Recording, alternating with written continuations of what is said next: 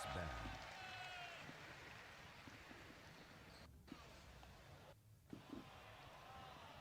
And that was a techie ban. Radiant team pick. This looks familiar. This looks very familiar. They're so fast with the draft, they're actually beating voiceover man every time. Look at this. They're like halfway already. Leshrac first picked again, Gyro Clockwork back on the board, and as you rightly pointed out, we do have a Techies ban and a Naga a Siren ban as well. So it pretty much was what we thought, but not quite the way you thought. Because what we actually forgot to think about, and that's probably why we're not drafting White's PPD, is that he's picking Dire over first pick, and it makes a lot of sense when you think about it, because indeed the Leshrac, they can't really use it. So he's just picking Dire over 5 seconds remain. And we saw CDEC picking Dire all the way through the group stages, so they favour that all the time. Yeah, and all the way until very late in the main event as well, where they did pick Radiant once, but that could be to try and say, hey, we can play Radiant too, whereas they must be more comfortable on Dire. There's no way that they're not. So I think this is smart from PPD. If you were PPD though, wouldn't you rather get first pick? I don't think so. I thought because you get Leshrac, Naga, or Techies. Yeah, you're going to get one if you're first pick. But you just played against the Leshrac and you were not scared of that. That doesn't mean that they can't switch it up to mid. That's what we were scared of. That has to be the way that they're going to play, isn't it? I mean, I would have. If I were CDEC, I would go, okay, we got to put this thing mid. He's too weak as a support. I think this is risky from 5 seconds. I kind of agree. I think getting first pick sounded safer. But if he thinks like it is true that their Leshrac was not so impressive, but they can maybe play it mid. But why would they run it on support last game if they actually can destroy Leshrac? Like, it doesn't make sense. It's a big sign of weakness, though. That's why PPD is reading it. He's just like taunting him. Exactly. Yeah. It all depends how high you think that CDEC are rating Dire. They played very many games on Dire before they actually tried to play one game on Radiant. Sure, they won the Radiant game. And the Skywrath pick was really good because Aggressive almost always builds his PL drums into DOTs without a heavy farming style, and his silence just owns him until he gets the Fusel. To me, Dire is not really why CDEC is so strong. Dire's like, they have a backup plan when they are Dire, because last game, for example, if they're Dire, they can, get Roche, then they can keep on being aggressive, and suddenly they're even with the team, although they fed a lot of kills. That's why Dire is so good for CDEC. But if they're not Dire and they're Radiant and they're actually strong people like they used to do on Dire, we've seen it. It's 20 minutes game, so it doesn't matter so much. Yeah, I agree. It's more of a taunt than an actual. Like again, you would prefer first pick in this. I think so. I think CDEC are going for a similar style. Actually, they already have the Leshrac, of course, but I think they should run it mid. Tusk being picked up is just a CDEC hero, and banning out Ember feels like they want to get the PL again. The EG heroes, why do they counter CDEC? Gyro is a very strong hero to fight with very early on. We've seen Fear counter initiating with the Gyro, and then suddenly we're like, oh, they killed the Storm, but then they get triple kill because of the cooldown and the barrage. Clockwork, same, very nice counter initiation. Also the scouting, if they're just farming their jungle or if they're up to something with a smoke game, for example. 10 seconds. More important for CDEC to counter the offlane of Universe than it is to try and repeatedly gank Sumail mid. Sumail has made awesome comebacks mid at DAC. He did it in last game as well. And if you get a 15-minute blade mail on the Clockwork offlane, that is a real issue, and you can definitely stop that. I think you can actually gank him, but don't overdo it. I felt the last game they just overdid it, and it wasn't worth it at the end of the day for putting so much effort. One gang is fine, maybe two, but not more than that. And after one gang, you get pretty scared as a mid player as well. You know there's going to be a second gang coming around, or at least that's in your head. It's a classic also mechanism where you actually keep on shutting down the lane, then the two other lanes are doing quite fine, and they just create space for the guy that's shut down. He was able to farm jungle for like 10 minutes, so that's even worse than dying mid.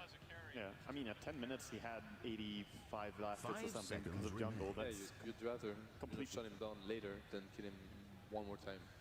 Reserve time. Exactly, because it's only after a certain amount of levels that kills actually matter that much. Give a lot of gold, a lot of death time. Early on, you're dead for like 10 seconds, and you're like, okay, I got ganked, that's fine. Definitely. I like them picking up the Tusk, though. It was banned out in the second phase by Evil Geniuses, and it's just a much better fighter, I feel like, and you can also, save people from Clockwork Hookshot and into the cogs. You can also, run away and make big plays with maybe dodging the call down from Gyrocopter. It seems like there's a much higher skill cap to that hero than Spirit Breaker. Yeah, I would agree, definitely. It's kind of also the snowball, like we've seen that they can use that spell very efficiently. And versus those heroes, especially versus Gyro, for example, it's a great spell to have. And EG going for the same exact draft, which is quite interesting. I mean, it worked out pretty well for them. I think it was more of the way they played than the draft. Obviously, the draft allowed it, but I think it's more of the discipline they had for that first game.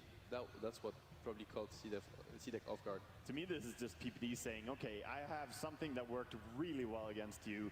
What are you going to do to counter it? So far, he wants to see a mix-up in the draft from CDEC, else he's going to go for the same style again. 10 Someone just seconds tweeted to at me pick. a stat that Shiki has 16 pop games with Leshrac over 4 years. 5 seconds. That guy Hurry, hurry. Like, he does not play Leshrac mid.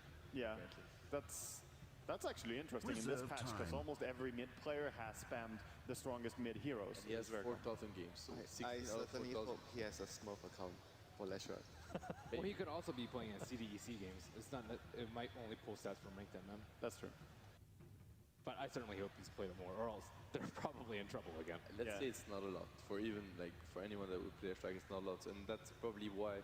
I mean, everything, speaks for that. That's why they had Leshrac on support last game. So it's not a coincidence. And even if you play Leshrac support really well, it's so hard to have Team massive not impact picking. with it. Garter got some beautiful double stunts, but it's just not the same as Lina. I have this feeling we might see his safe lane. I don't know why. After listening to Leshrac that support? stat. Yeah, no, I mean safe lane Leshrac. Yeah. After hearing about that stat. Better in support. Slightly Off lane better. Leshrac? It's a No, stat. safe lane Leshrac. No, I know, but I mean, what are the options? Off lane, safe lane? I mean, safe lane probably. That's a step up at 10 least. seconds On the to safe pick. lane, it would fit aggressive style quite a lot. I'd say it's a hero that's really good at 5 turning ganks. seconds Or just, remain. some skirmish starts and then suddenly there's a Leshrac that comes and just clears everything. It's also very good. You can get Reserve super early time. Bloodstone, and he's laning pretty well against Clockwork. I don't know. I just don't want to see a support Lesh again, because it's so hard to execute against a Clockwork. You get punished. So what are we looking at for male mid heroes now that Storm's gone? I guess Lina and Wind Ranger, maybe? Wind. Just your TA, they're on dire. Possible pick up there. It's not a great TA game. I think Windrunner suits really well, though. But I don't know if they want to pick the mid hero already, because they don't really know what CDC are doing. I feel like Lina could really be Yeah, an there's still option Lina. for CDEC. Yeah, Right. For the EG, sorry, not CDEC. Talent boys are like, yeah, they're hiding. Radiant team They are will now hide their picking. last pick, or their mid for last pick. Why would you pick Winter Wyvern that right now? Is it a counter to Visage in a sense? Because it's think a so. really bad hero to have versus Leshrac. Like really, it really is. It sets up so well for the Leshrac. But maybe they just expect the same out of CDEC again with the Lesh. And if it's a support, you don't really care, because he can't run in the guess. same way a mid Lesh does. Yeah, I always Only 10 think it is seconds. a Leshrac core. So Same. Leshrac support is very different, I guess. Not 5 the same burst seconds. damage. Hurry, It does hurry. counter the birds really hard, though. The Cold Embrace is very nice. You can just protect yourself. Reserve And it's time. a nice way to try and keep the Clockwork alive after he initiates, actually. I mean, they still have a lot of team fight with the Wyvern plus CM plus Gyro, so Oh, there's still a Only lot of 10 synergy seconds. within their own lineup. I don't even think they had to ban the PL, to be honest. Looking at 5 EG's lineup, they have a great seconds. lineup to Hurry, deal with PL. Dire's I'm back. co-op yet again. What is going on? Now I kind of hope that it's not a core Leshrac, because core Leshrac and Queen together really don't match Yeah, well. we saw that from VP and we felt that it didn't work very well together. Yeah, if you don't win super early, I think the only way you can 10 play seconds to Queen pick. of Pain and Leshrac core together, you have to build Necrobook and push, like Necro 5 Queen. seconds But remain. else it just doesn't work. I mean, unless you go completely, I'd say YOLO, you need just more keep on time? diving and keep on, like if you're so much ahead, then I could see Quap and Leshrac, being able to actually carry you and end the game, but it's indeed not the best core duo to have, because as we said earlier, those heroes, they do the same pretty much. That is 10 seconds very to true. pick. I mean, the first rotation has to be very successful. They're going to do the same thing. Queen, 5 if they do seconds. Queen safe Hurry, lane, they're going to hurry. move the Queen into a smoke. Once she hits 6, Visage will take the lane, and they have to work Radiant's much back. better this time, the timing of the gank. They could try and contest as well. Queen Tusk lane is Dire not team super pick. weak if they want to, but I think they should utilize the Visage and Tusk together. Wind Ranger at your service. Oh, there we go. That's a Radiant male team are Ranger. now picking. That is dangerous for Queen. If he gets Blink Dagger on Windrunner, he can definitely kill the Queen off. They also used it solo versus Lesh. I think it was Vici's Lesh. So, I mean, now they even have the strength of the Crystal Maiden. So I actually think it's, 45-55 in Wind Ranger's favor, maybe, Against the Leshrac? against either game. Oh. Only Yeah, 10 I think seconds. Wind Ranger actually wins against Queen. 5 seconds remain. But yeah, the lane game now, thinking about where we saw Smail's Windrunner against the Storm, that's just the perfect Reserve matchup. time. Of course. Oh god, They did not the see that coming. spiders are here. That's a mix-up. Hey, thank you very much, gents. Let's go down to the commentary team for game number 2. Yes, let's get underway for game number 2 of our TI5 Grand Final, where CDEC Gaming is going up against Evil Geniuses. CDEC, they looked unstoppable coming into this Grand Final, but currently 1 game down against Evil Geniuses. Synderen, Brood, last pickup. Something new. This is a very good Brood pick. I think it's funny because LD just tweeted out a moment ago, no Brood ban. I was like, yeah, that's actually true. This has generally been banned in the second phase a lot, and then they snap it. They grab it here. I think this is a really good Only 10 last pick. seconds.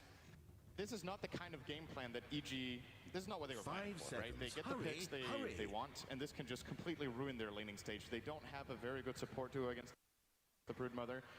I do think, however, this is the first time we see CDEC play it in this tournament. Maybe they've played it like once or twice before, but not at, I don't recall seeing a single one at the main event at least. Just a minute or so now until the So game definitely starts. bringing Patience. something new to the table once again.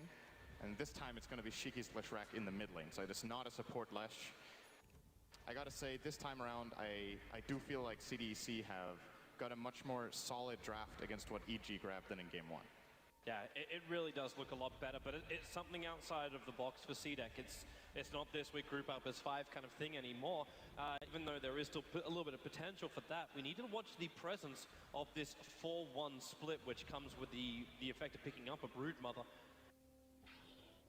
CDEC will need to get this down pat. So XZ will be the Broodmother for this offlane. Looks like he's going to have himself a most of EG moving up there later on, because it will be Fear's lane. Universe already blocked out the pull point with both Observer 30 and seconds Sentry until to the Radiant Digital side, while Sports. actually put down a little bit more of a, I don't know if we can actually class this as a defensive ward, more of a just a rune ward watching the jungle movements of Evil Geniuses, Observer ward for CDEC. And they will ensure they get top rune, so there will be no battle. Both teams are looking to opposite runes. Yeah, I think this is just going to be secured top lane, and Shiki's going to get over top river. EG, both teams actually have really good level 1 Let fight, this but meditative they just reflection on decide the to play it safe fleeting and just fragile do a trade-off nature here. of life Everything They're giving it to XZ. To the Broodmother. Are they switching this up? Okay, so we're running an off-lane Quab, a mid-lane Brood, and a safe lane Lesh. Okay, they're not only surprising EG with the pick, they're also surprising them with the laning. This is definitely not what they were expecting. But there's already a sentry ward here for PPD, so Sumail has to go up against the Broodmother. And where are the counter sentries? There's one on the Brood. We have to watch this closely to see who's able to tango down the ward before it actually happens. Because Sumail's going to keep high ground vision with this Observer ward here, but he needs to have the true sight. PPD's just preparing... Well, he's just preparing his own farm right now. But Sumail's getting a real rough time. XZ's getting up in his face and just chipping away at him. And he has a poor man's shield starter, so the exchange is going to favor him every single time they hit each other. He's going to start making his first spiraling here. But Ichi also switched up their lane, so it's a Queen of Pain versus a Clockwork. There's very little a Clockwork can do about this, unless he can force the Queen of Pain to get caught out of position with no blink. But in trade-off, EG now run and I don't want to say an aggressive dual lane, but there's still a lot of aggression that can come from it, with both Fear and Aoi, with this Jaro and Wyvern combining together for this offlane. They're not going to win this lane either if CDC play it right. This 3-on-2 favors them, not by just a little bit, but actually by a lot. They can just initiate with the Tusk with a follow-up stun from Lesh, when Lesh is level 2, and then the Soul Assumption. Gyrocopter is not tanky in the start. He has 7 armor right now, but he does not have much health. And just this extreme magic damage burst that this lane can provide. Fear will just, he's done. He's going away. Like, he doesn't want to play this lane. He's going to go top instead. This is also not a good matchup though. He's a level 1 Gyro against a level 3 Queen of Pain. I don't think this could have gone any better for CDC in the first 2 minutes with the lanes they've got, apart from the fact that Sumail is apparently destroying XC in mid, but we're used to seeing Sumail just doing extremely well in the first few minutes in the mid matchup. It's the Broodmother trying to find last hits and just being incapable of doing so, but also Sumail with a level 2 power shot, able to burn through a couple of spiralings. So the CS looks a little bit lopsided, where it's 14-3 against 7-2, and that's because half of that is actually Spiderlings for Sumail. So it's not as much money as you'd expect, but it's still keeping him in front of the Broodmother. Okay, so they have picked it 3 times at this event. They are 2-1 with it at DAC, or at DAC, at TI. Yeah, that's right. Living in the now, Sind. Yeah, let's focus on this event. Did these guys actually even play at DAC? I can't remember if CDEC were present in that tournament. I don't think so. Universe, gotta be careful. The Cogs, he's actually locked in here. The Shards blocked his path out, and Universe will be the first blood going the way of CDEC. Okay, so here's the problem for EG. They cannot put a lane bottom. There's no one in their lineup who can face up against this tri-lane. They have absolutely no solution. There's no one who could move into the jungle. Like, you can't just have like someone like a Storm Spirit or a Darkseer move into the jungle and take that farm instead. It's a very difficult situation for them. That they'll have to find a solution for it. For now, they've just been jungling the CM of PPD, and they might be looking to maybe rotate on this mid lane. Although, as similar to last game, Sumail should have a pretty good idea that he is winning the lane right now.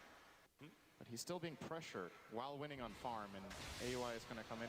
Now the snowball, this could be opening right now, especially with the Shards locking Sumail in underneath the tower. Still a lot of damage being taken here by the Visage, and they're looking for a revenge pickoff, and with the Shards, Wyvern will take it. It is going to be Owie. It's a lot of damage onto that Broodmother as well. He might get dropping that sentry ward and getting rid of it. He knows there's the sentry now. He got hit by 2 tower shots under his web. Sumail placed it just a moment ago as well, so if he places that right now and eats the ops and this, he only has 1 tango. So he has to pick which one he eats, and then he can just attack the other one.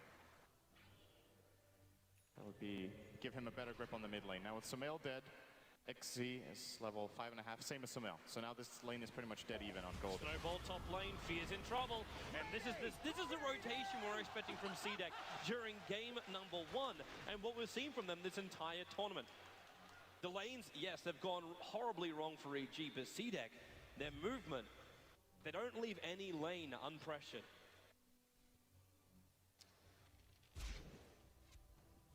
EG have to start getting somewhat active, or at least they need to get out their amazing counter ganks that they had in game number 1. But it's way less predictable in this game how the movements are going to be because of the pressure CDC are putting on the lanes in general. Last game they didn't have the strongest laning phase, but this time around they are the ones kind of deciding the tempo of the game. This could be an interesting play for EG if they could manage to get the setup in the bottom lane. Shiki is pretty far up the lane. They can move in the clockwork with battery assault, and of course AUI can fly over here with the Arctic burn. They're thinking about it, but they don't feel like they have enough information to really go for this kill right now. They don't know who else is behind it. They know they've at least blocked up the camp, but that doesn't mean anything. They're not seeing any other heroes. In fact, Tusker is the man just sitting in middle lane wondering what's going on. And if Universe aggressively moves down the lane, Shiki will just back up. He's got Arcane Boots, he's quite happy just to bail out. And in fact, yeah, now he's going to realize this is not going to work. Throws out an Observer Ward, but this might have actually, it didn't get pinged out by CDEC, but they have an Observer Ward of their own watching the movements of the Wyvern. Another reason why Shiki's being a little bit more on his toes. Shards and Snowball going on Sumail, but he's well behind the tower, and Guard is throwing up the sigil to ensure his safety as he retreats back from the tier 1. If they don't get him locked in with the shards, this kill is just not happening unless they have a 3rd hero in the gank. But it's gonna fail. And EG are once again, they're looking good in the mid lane as far as farm goes, but this time around Fear is not having a free lane. He has been ganked. He is also tied on farm with the Leshrac, whereas in the last game I feel like he was having a little bit of a... No, was he even having an early lead on CS? I think in the beginning Aggressive might have had the same, but Aggressive was ahead of him. He had a lot more denies as well. But Fear very quickly caught up. I don't think that's going to be the case in this game. I think Shiki is going to be able to stay toe-to-toe with him at the very least. Also, Coreless Rack farms very quickly when he gets a couple items. So, how long has AUI been here? The last 2 to 3 minutes. And now PPD being slowed up. PPD turns for just 1 Frost Nova. He can't do anything about it. EG lose 1. The rocket damage actually quite heavy until a track. But meanwhile, you're snowballing up to Sumail. He's wind running up. And now the call down from Fear with a rocket barrage and Black Cannon. They get the shackle on Garda. He can't ensure the last hit of damage. To try and bring down Sumail, and the extra support, the Sonic Wave comes in from Aggressive. Perfect time to move in, so it'll be a 1-for-1 trade-off. I love the fact for EG that Fear is getting involved here and goes for the counter gank mid. They have to they have to kind of bait CDC into these positions where the cooldown can turn on them, and they get one kill here only, unfortunately for them. As was that what happened to the bottle? Is that okay? Oh, it's okay. Everything's fine. Apart from Sumel's life, that's not as fine. Yeah, he's not looking too good right now, but CDEC once again with a better trade, and AUI wasted so much time in that bottom lane. He was hanging around, hoping for the gank, and the moment they finally rotate over PPD, he just gets killed. Nice shackle in the mid lane. They need more control of him. They do have the sentry ward down, so what was she with the Broodmother's going, and a hook shot in from Universe, combining with the power shot from the Wind Ranger. Before this was going to happen, I was going like, hey man, Broodmother, great land at mid, able to come back nicely, scouted out the stacks of the Dire jungle, so wanted to move in and try and take these out to keep her net worth up high. But now with this kill, the Broodmother really starting to lose her grip on the mid lane. And maybe we also start to look at the side lanes now. Rotations for CDEC. Queen of Pain of Aggressive is gonna fight AUI here. I don't think he can kill him because he doesn't have Sonic. And as a matter of fact, there could be a line for a Shackle if Sumail doesn't have the vision just then. Landed, and Aggressive will just blink into the lane and farm up a bit. So dodging a bullet there. Okay, taking another one. Are still gonna survive? Very difficult to escape the splinters. CDEC have a smoke on guard. Okay, there we go. Yes. Whenever they pick up smokes, I think this is the team that holds onto their smokes for the shortest time. Like it feels like they buy it and they go. They just have a plan. They want to keep the aggression up, get the ganks in. They now know Sumail is in the bottom lane, so they could have a really good opening here on Universe in mid. And if they do manage to catch him out, they should be able to claim the tower for Brood as well, which is a huge impact on the game. It's going to allow him to Fear's already open here. up They're his going to go on Universe, but the cooldown's going to come in. Universe with a rocket barrage. He's going to stay alive here. Support was above, even hook-shotting himself back over to AUI to ensure everything is safe. And EG brought their entire team as well. And CDEC saw this since they backed up. That Observer Ward in between the towers, seeing everything. Gyro is such an incredible counter ganker when you're in the right place at the right time. When you don't have to TP in and then drop your cooldown, which takes way too long, but you can just drop it from the fog. CDEC, I think, making the right call there, just getting out instead of trying to dive for the kill and maybe losing 2 or even 3 heroes. So under fire. Fear with another heads-up play. But as a result, he's still farming pretty well. He's being very, very effective in his movement. It's not like he's just hanging out in the mid lane waiting there for 2 minutes for a gank to happen, similar to what the Wyvern did bot. He is just reading CDC very well, and now he's going to have to read them extremely. Okay, he is very dead here. There's Rocket Barrage damage. He's still going to live in 1 charges, but it's not going to be enough. Idiot Casper's curse. He's reading them very well, gets ganked. Well, CDEC also reading the game nicely. They understand Dire's middle and his tower Gyro just taking how many issues they'll create for CDEC. While this Tier 1 tower, Sumail's going to try and keep it alive. He can only go for the denial. In fact, he's able to claim it, and then power shots down on the Spiderlings too. So much extra money while on top lane. Visage caught out by Universe, and they're able to find that kill with the help of PPD. Universe not having to even expend his hook shot to do this kill. And PPD's going to find another one. Strike's coming in, and as Clockwork want to try and help him out. The hook shot down into the cogs. Where's your battery assault? It's there as well. They got extra health coming in from Sumail. They're swinging for the damage with the power shot. They want him dead, and they've got him dead. He was so close to landing a lightning storm on PPD, but he finds the fog just in the last second there on the Crystal Maiden. And Shiki, of course, missing the first stun. He did have a chance, but did get dodged by PPD in that situation. Now, I want to talk a little bit about the supports on both teams, because it's very important with these level 6s, actually aggressive. Yeah, he's going up to Aoi, but with that cold embrace, Aoi, he's not going to survive. The damage from the tower is not going to be enough either. The Clockwork Rocket was flying down from Universe. He might have been expecting his Wyvern to survive a little bit longer. But yeah, about the supports. Yeah, so both the supports on both teams are actually finding decent levels. PPD is level 7.5, min 11, which is very high for CM.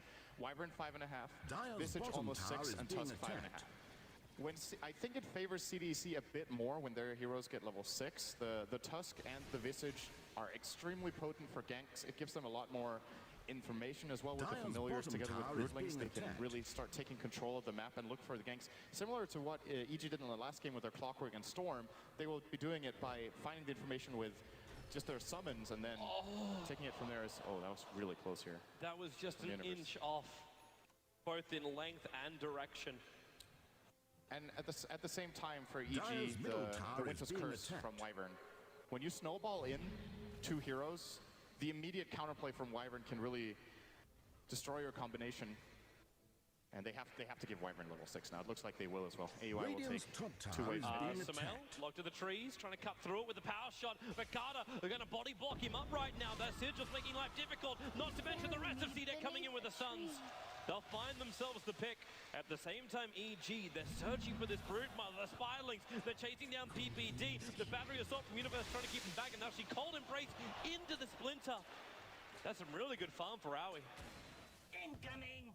And the Ice Shard's positioning for that gank on Samel was just absolute. Dire's Oh, bottom Fear tower almost under getting the fire. The homing That's missile, actually... level 1. Okay, yeah, that's not enough damage. And it also probably won't get back past the towers. But what was I? The Ice Shards that Tusk got off Dire's down here, bottom this is tower like is the cliff being of doom for EG. That one right there. That's where they lost their game 1 to CDEC as well against Tusk. He cut them off with Ice Shards and Dire's middle split the tower fight is in 2. being And attacked. they actually got a really good fight that looked like EG could have gained even more momentum. It was the first of many fights that CDEC managed to grab in that game. And Ice Shards are so good on choke spots like that. You really just, they lock you down for so long. It's like Fissure, but in a way more controllable as far as angle goes. They see him, they see the Broodmother cursing directly away, and the Spirelings turn on their mother as the Clockwork jumps in, but there's so many Spirelings in. The battery assault's not doing the work up against the Broodmother. The hunger is just insatiable from XZ. The Universe being cold and braced up. Broodmother still running away, but they've lost the vision now. And in comes Shiki with the lightning bouncing around Universe as well as AUI, but with a shackle, the Lashrak is controlled. There's nowhere near enough damage to find any kind of revenge kill on EG as Fear with a Sonic Wave. A little bit of trouble, the familiar stuns as well as the Spirelings. They find the kill, but PPD letting it go right now until the Snowball comes in from CDEC. They need more. Universe is on the run. The Cogs going to push back the rest of CDEC, buying space for Samel until Aggressive comes in with a scream. The familiars will do the work in Q. We'll find a pick up on Universe. A 3-for-1 trade-off. And it looked like Shiki was getting over-aggressive there. Great shackle from Samel, but the backup from CDEC, once again, they're so quick at Radiant's gathering up. bottom It's something tower is being the attacked. panel has talked about a lot as far as their playstyle goes. This is probably the fastest team at rotating and at backing each other up. And in this case, you can't really say they outnumbered EG, but the key point about this fight is that the calldown missed. It's been the winning point in every single skirmish EG has had. This time around, Fear doesn't land it. And with that on cooldown, they're able to chase them down with the Grave Chill, as well as the spiders in the web. Let's start to talk about like our late game. How does CDEC end this game against Evil Geniuses? You're running a Brood, you're running a Lesh. So how do you actually take out EG and still ensure you can take the ranks without losing your entire team? Is this when you look towards Broodmother with Necro units? Because you went for a Blance to start with. What's the build? You could look to split push. You could also just look to control the map. Like the ultimate goal. Oh, there's a call down. Yeah, PPD got the vision with the Sentry Ward, but now Broodmother just runs away from Fear. He's Even too triggered fast. drum charges for this, but couldn't find it. I think CDEC, the main point the main thing they need to accomplish is to get more towers right now. Looking at the base push is of course something they're going to have to do eventually, but if they manage to get far enough ahead on towers and have Brood just control the entire jungle, they can be really flexible in what items they need to buy. Universe, nice hook shot down. He's going to trigger off the dust. They see the Broodmother perfectly, and PPD, there we go again, all over the Broodmother, and he will go down this time. And as real Crystal Maidens do, you wait the full 10 seconds. He's like, I keep getting money in on my bank account because he runs Broodlings into me. Okay, I mean, that's cool. Just give me a little bit of more gold. That's a rich CM then. I think the Broodmother was like, okay, why is he still channeling his ultimate? He's got to stop now. Okay, he's got to stop now. Shackle bottom lane. Samel catching out Garda. Our AUI is here as well, going to curse him up. And that means Tuskar can go nowhere. Aggressive try to come in, but he doesn't really have mana ready to fight. Staring down Samel, the lightning will start it off, and that's where he can do a little bit more work. It's coming in from the Lashrak, looking for any kind of block. In fact, Samel turns onto the shackle. You'll have the Splinter coming in from AUI, making it a little bit more nerve-wracking if Lashrak was going to force the issue. But without the Sonic Wave from the Queen of Pain, there wasn't enough damage to counter the gank from EG. They've got a couple of good kills in the last few minutes, EG. And this has to happen for them because else the map is going to fall apart. If they can keep on finding the picks, it disallows CDEC from grouping up as 4 and having Brood split pushing, or even as they have done so far. They are really fighting with their Brood. It's often the Brood initiating the ganks with the Spiderlings, forcing out Cold Embrace, getting into a position where she can attack with Insatiable Hunger, and then, of course, there's been a couple of counterplays from EG, but overall, XZ has actually had really good success in this game with an alternative playstyle for this Brood that we see very rarely these days. Instead, that's where we were looking for at the very, very start of the drop. It's like this 4-in-1, which is just so uncharacteristic of CDEC. Now a whole bunch of spylings actually chasing in the universe. They don't actually find him until the creep wave connects. Top tower is under siege. But you're right. It's this different style of Brood, almost going back to.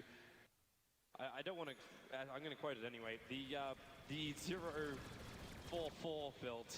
When you get the insatiable bite up.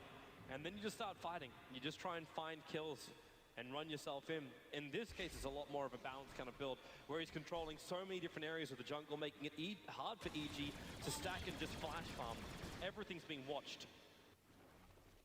I'm also liking how EG's getting a little bit more inventive with their sentry wards, putting them deeper inside the tree line, a lot more difficult to counter ward for CDEC, even if they do have sentries down. And it just goes to show how much the Brood is doing.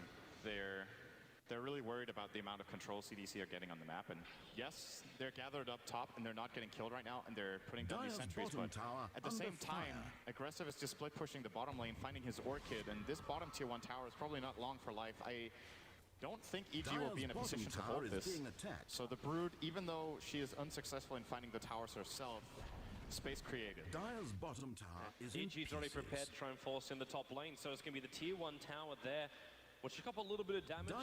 Shrike's already going to defend the mid lane, which is where another place where EG decided to push. And CDEC, the choice is there. Do you want to try and fight? You're going to shard up to start with. Fear will dodge it. The catapult's still alive, so there's still some decent damage coming into this tower. But at the same time, a gank is also being prepared on bottom lane. That one's looking for aggressive. He's successful with the TP out, however. Now he canceled it. No, he did. Wait, they see him. The Rocket Flare, they're going to see him. The blink down, Universe off he almost ran into it. I wonder why Aggressive canceled. So I think what they wanted to happen there is Aggressive had to wait for the courier to deliver his Orchid, and then he wanted to TP and actually fight for the top tier 1, but they had already used the glyph. Fear put a really good call down, just zoning CDC out and securing the tower. And when Aggressive saw that he was porting on the tier 2 and he couldn't reach, he just chose the greedy option, which was to not port in because, well, we're not catching them anyway, I'll stay bottom. And then EG go for the gank. If that hookshot lands, I think he's toast. So very important for Aggressive to not get caught out. Would have been really important for EG to take it as well, because CDEC's about to fight even more. Q has finished a full mech in under 20 minutes over on this Visage. So Evil Geniuses have to be prepared for CDEC to group up and try and force the issue against EG. No need to wait. CDEC will be looking for these early fights. This seems to be Q's build on Visage. He did this in game 1 against EG as well of the winners bracket when they picked Visage. Most Visage players these days just go brown boots into the solo crest and maybe an axe somewhere down the road. But in CDEC's drafts, they don't really have any other mech carrier, and he makes very good use of it. Of course, Visage is an innately very tanky hero once you get points up in Gravekeeper's Cloak. So you're very likely to be able to get the mech off. Samael, got to get himself away from this. He just broke the 5-man smoke that was there from CDEC. Observable is watching Universe pretty closely, but as PPD is the man in trouble until Universe hook shots himself in, going after guard of a PPD, already down for the count, dying to Shrike, while Universe, the shards will block him in. The snowball after Familiars are coming in. They do have their stuns available. Might need a little bit more damage as now there's Samael. Can't get the shackle. He was close. They just went for the ulti over on the Tusker. As now EG trying to back out this one. Samael, as well as AUI, the only ones alive, and now he's going to get orchided, stomped up. That's a very, very dead Samael, but the curse, he catching whole screen of pain back with a blink in. Only stalled up, not controlled completely, and EG losing 4 heroes very, very quickly for the price of a Tusker. Not to mention, now Broodmother with a tier 1 tower down on the top lane. There's a lot more map control coming the way of CDEC. It's very difficult for EG to take fights when they get assaulted on 2 or 3 fronts at the same time. We had like 2 split fights going on. There's the Brood and the Queen of Pain going for the gyro first, and at the same time they get an initiation at the bottom side with the Tusk here. And EG's lineup is just, it's built to take these really strong 5-on-5 fights, but in these 2-on-3 or 3-on-2s or whatever right now, They're going to come out. Universe, hook shot, he misses it. He'll still get in range for the battery assault, turning on the Blade Bell as well. The Shrike does not want to try and fight this one, but he has no choice. Denial with the Bloodstone. Visage was still able to get that last hit in the tier 2 tower underneath the noses of EG. It's not as bad for CDEC. This is a big cooldown forced by EG. This is a 3-minute cooldown on level 1 on the familiars for the Visage. And perhaps EG can do something with this, but they lost so much. Dire's They lost top multiple tower is heroes, being they lost a attacked. tier 2 mid, they lost a third of their top tier 2. And they have so many problems to solve first. I'm sure they would love to go for these aggressive plays, but they feel like they constantly have somewhere they need to take care of. They have to defend the top lane. Now again, Leshrac is pushing out mid. It's very hard to gather up, get a smoke, and get into the enemy jungle and be aggressive when you constantly just have to struggle to control just your own side of the map. Even half of your own side of the map. Maybe it's that time then where EG should just find their timing for farm. I know they're really going to be taking out this ancient stack. There's like a quad stack of ancients there. That EG, the familiars, they're scouting out the fact, like looking over towards the stack right now. So we'll see the quad stack and we'll see Fear farming it up. But EG, they prepare the Dire's bait top by tower putting is under Aoi as well as siege. Samal in. Actually, no, that is not the real Leshrac. All the... Okay, yeah, this is not going right for EG. Dire's losing a top tier 2. tower is Yep. being attacked. There- Dire's this is top so much tower time has being fallen. wasted by one illusion and a couple of familiars, while then CDEC, they know they could just force an issue. You get a tessellated Broodmother, still gonna fly out, but If they get the Roche, this is a pretty good trade for EG, actually. Considering this tier 2, there was no way they were going to hold it. They're going to get the Ancients afterwards, Dire's perhaps. top And tower is CDEC under don't see siege. it though. they are not expecting this play to come out, and it's going to be successful. It's like they're waiting for EG to come out and try and wrap seems around that into the Roshan dire jungle. went and Now the ping comes in from Dire's Mataska, top but tower EG is have already under gotten away with murder of Roshan. That's a very confident play as well. If EG get caught there while they're rushing, the game's almost Dire's over. top Like, they were tower already is pretty being far behind on attacked. golden experience in this game. So going for a desperation play like that is definitely the right call in the situation here from PPD. And getting the Ancients too is going to bring Fear.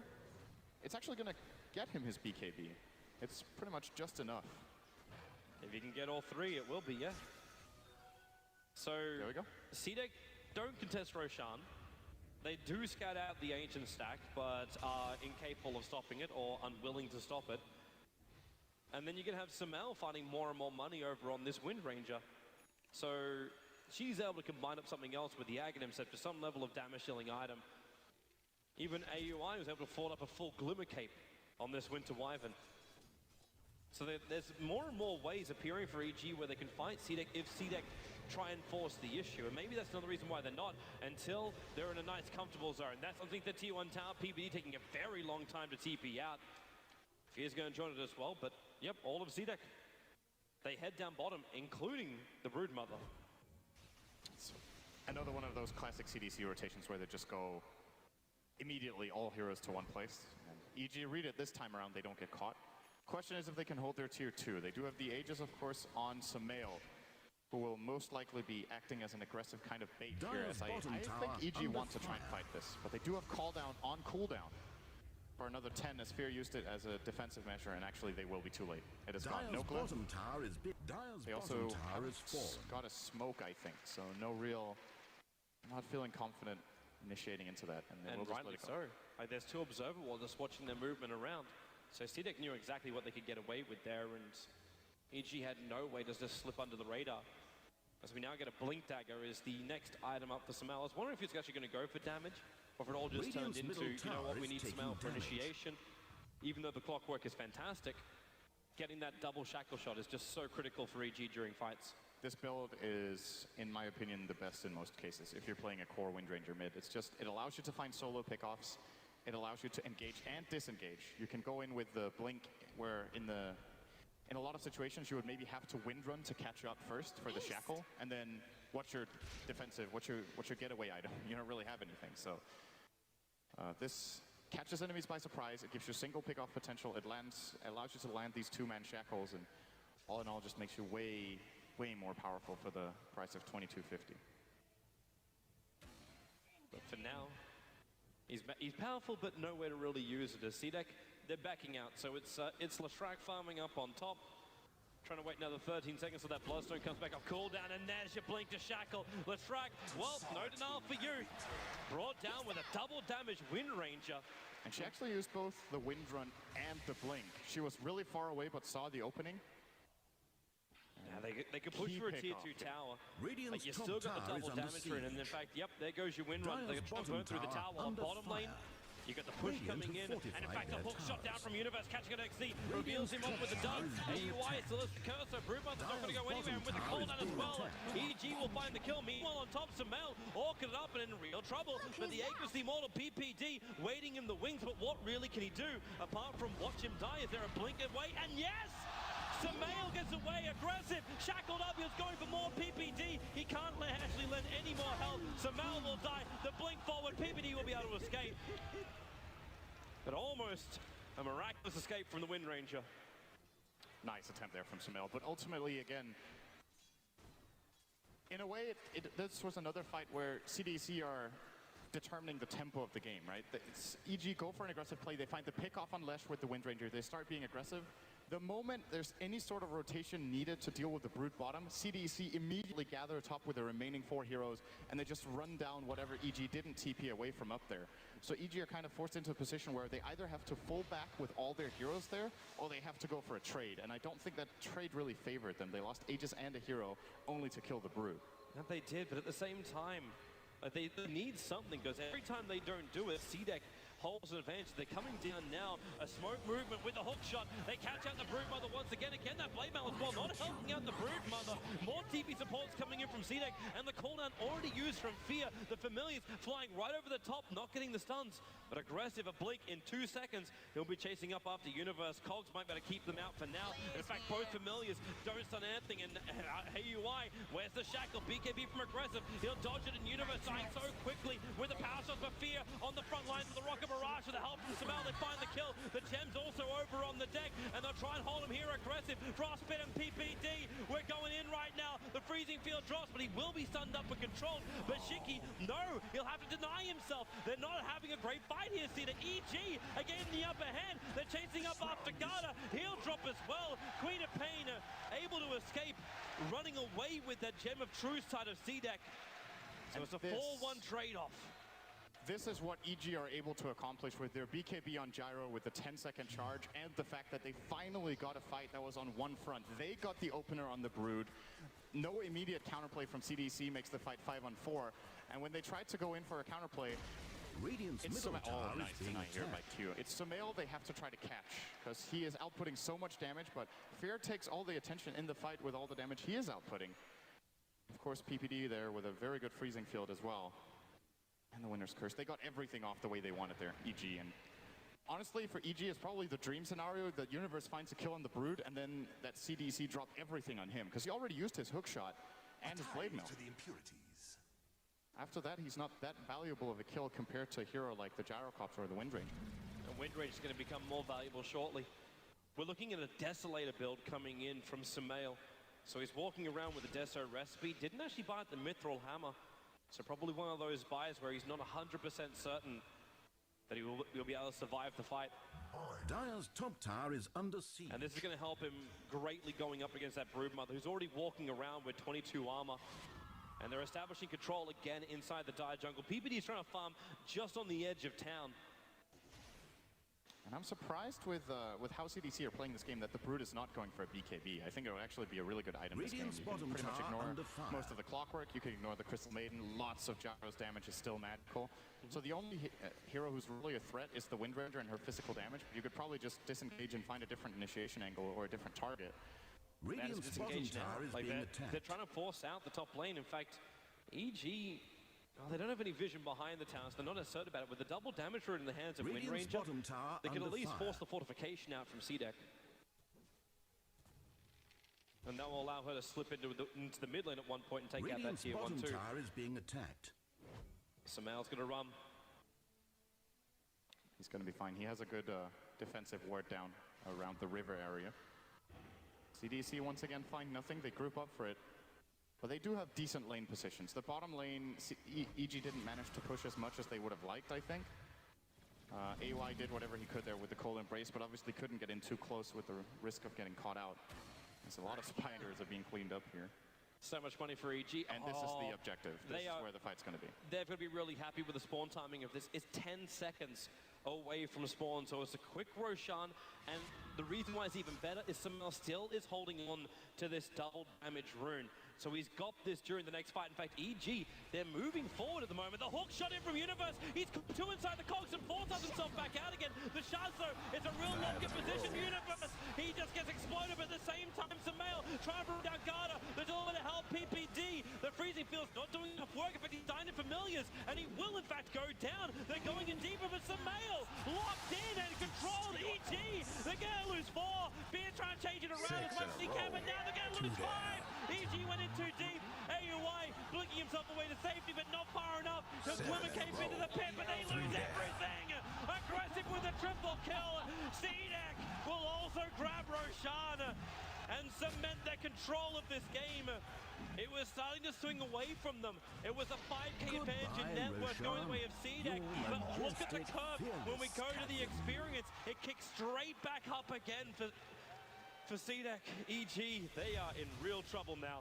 Sumail just doesn't have enough damage just yet. It's 33 minutes in. He's not having his best game on that Wind Ranger compared to what we saw earlier on in the tournament.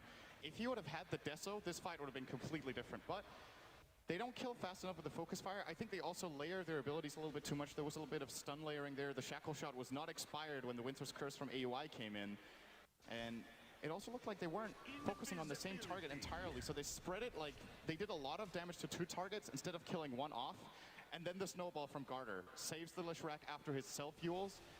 And they just get to dodge the freezing field and find all the kills at the end. Beautiful play from CDEC, not losing a single player there. It looked like it was going to be a great fight for EG, but they just lacked that little bit extra that could have turned it their way. You're right. It also comes down to a huge snowball coming in from Garda. He was able to protect 2 of the CDEC players throughout the fight. So the layering from CDEC was perfect. But for now, CDEC, back to that farming kind of game, unless they can find an opening. The Observer was watching all of EG moving into their own jungle. Next wave of items is starting to arrive, so a full BKB Leshrac is now up and running. You've still got the Blink Dagger over on the Tusker. And we've got 2 plate mails. One for the Quap and one for the Broodmother. So we'll be looking at both Shivas and Assault Cuirass being built up here for CDEC. And in fact, the Assault Cuirass is already done. And that's over on Aggressive. He is 7-0-9. Super farmed this game, 235 CS. He's 3rd highest. CDEC have got full map control now. That one fight just gave them the entire map on a platter, and they even have a gem, so the final parts of EG's defensive lines outside of their base is now gone. And with Shiki with this BKB and the Aegis, the next fight EG take, they don't kill Shiki during BKB with anything else than a Focus Fire Wind Ranger. But her Deso is still not ready, so I'm not even sure that's gonna cut it. And then they still have the problem of dealing with the second life. This next fight CDC are going into with a very, very high odds of winning unless EG get a miracle combo off. And they even have to babysit Sumail as he tries to complete up this Desolator. Wind Ranger not the healthiest of heroes as far as life goes. Now it's even harder for him. It's just... That's a good item. You have to venture so deep into the Radiant jungle for this farm. They're just upped his damage quite a bit with this Butterfly. And of course his defense as well. 35% evasion. There's no MKB on the Radiant. It's a really good item against Visage. The Broodmother will also lose quite a bit of damage. But judging from how the fights have gone so far, CDC haven't really targeted Fear super early in the fights. I think he died last in that last fight. They just went for the easy targets first, and then they took out Sumail. And then on to Fear in the end. If they can tank the Gyro's damage, with this Cuirass giving them all 5 armor, with the Brood giving them all 5 armor with Vlad's, they have 10 AoE armor. The Lesh looks pretty fragile in isolation right now, but he technically has 18 armor during team fights. EG, they don't have enough oomph right now. They have to just wait, try to wait out the Aegis, get the Deso on Sumail, and then go for the fight of their lives to come back into this game. And CDC can just keep map controlling. They're doing the right thing. They're farming the enemy jungle. They're pushing out both top and mid lane. EG are taking the only lane that's kind of safe for them here in the bottom. And they're not even showing a carry down here. It's PPD who's split pushing. They might be concerned with losing a more key hero at this point. Well, right now, CDEC's looking for that key hero. They've smoked up with 4 players as well as a couple of familiars. Shiki is the only one showing himself in the mid lane. In fact, yes, they are going to wrap around the bottom. But as you said, it's AUI and PPD. It's the 2 supports who are down here. Sumail's just trying to farm the jungle. He's 50 gold away from having that Desolator. And right now he's going to walk almost into EG. The blink into the tree line as well as TP out. Samel, he does it in time. And AUI looks like he'll also be successful. So unsuccessful smoke gang from CDEC and a lot of time wasted for them. And they lose the tower. They will deny it though, so not the biggest loss, but EG doing a good job reading map movements with zero vision. If you look at the dire vision, they see absolutely nothing right now. And on the quite the contrary, CDEC, they have 4 observer wards out. When these familiars are done, well, then again, hook shot, Universe, he's found the Broodmother, the BKB's been done, and Universe just 4-stars himself away as Shiki, he's moved up even further, looking for Samel, Samel to get perfectly stunned, and brought down by the Pulse Nova, Fear with the call down, he might have enough damage, no he does not, EG lose 3, this is spiraling completely out of control for Evil Geniuses, and perfectly into position for CDEC, AUI, locked in the other side of the trees, he's dead to the world, the only one left up is Universe. But this is the time when CDEC could just push and try and take a Rax. Shiki already TP'd himself up to the top lane. They're looking for more than just one. I think Universe in that situation didn't realize XC picked up the BKB. As I mentioned earlier, I think it's the right choice to go for and did it after the plate mail. The moment that BKB was popped, the EG were in a lot of trouble. They didn't have the counterplays to the Brood. They just put the Clockwork into a horrible position. And it looks very likely right now that the series will be tied up. Jump in by aggressive at the same time. They're going to snowball after AUI. He's down for the count. Universe having this one-on-one battle with a Broodmother. A battle which he will lose a 4-star away. He had to bail out of this one. Live to fight another day. He has already expended his call down to try and stop this push on the top lane, but he'll have to come in with flat cannon as well, PPD. That Greaves already been triggered by CDEC. Now happy to find this in Universe, so low when he jumps in the blade mail, not protecting him almost a 50 life, but Samel's the main man who's in trouble, they've lost everything. EG, good game. We will have a guaranteed 4th game as CDEC level the series 1-1. Radiant victory. That Broodmother last pick really caught them off guard. I think both teams played a really, really good game here. I actually expected EG to lose harder than they did. I think the Brood could have just completely ruined their game, but they did what they could defensively. Now, this is something that sometimes happens, you know, in like a best of 3 or a best of 5. You get caught off guard by a hero you used to just be focused on banning, and then suddenly your focus goes elsewhere because now this series is like starting to develop its own focus. They forgot the Brood. I think I would be pretty surprised if they wanted to see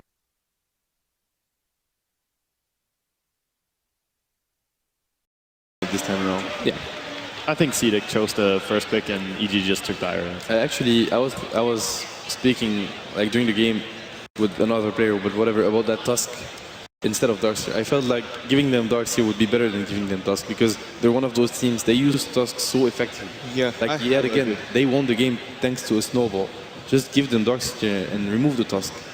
There were a few moments where I just felt the Tusk just totally changed the course of the gank, and it just has such a big impact when they are using it correctly. I was also impressed by how Q played that Visage, because we haven't seen them run Visage a lot, and that was just a strong hero in that game. You know, they always win around that fight, the area southwest of the Roshan pit, and Tusk is really strong there because of the ice shards. So I would also agree. Heroes that are strong there as well, though, are Clockwork and Gyro, who get picked up by EG here. The Cog and the Call Down are super good in that area, as there are so many ramps to run up and down. It's exactly 3 games in a row, same opening. Yep, it is. And now we're going to see similar response as well by CDEC here. Obviously, Tuskar is removed. 5 seconds remaining. Might look similar to game 1 and 2. What are the other options here? Wyvern. There's Wyvern, there's Dazzle. I guess Wyvern is a pretty good counter for them to go for. But Queen is decent too. What did they get in game 1 after the Leshrac? I'm gonna check. It was Tusk. No, game 1. Game 1. Tusk. It was PL. They second pick PL in game 1. Oh, true. It was. But do you actually want to reveal your carry? No, I don't. Think, no. Yeah, I'm not saying it's good. I'm just trying to see what they would pick because they're not getting the Tusk. I thought that was really good. I think PL is okay to reveal because it's gonna get banned by EG. Even when they have good heroes against PL, they will ban it. So that's an okay hero to pick and then ban out Ember. You know, you can make it easier.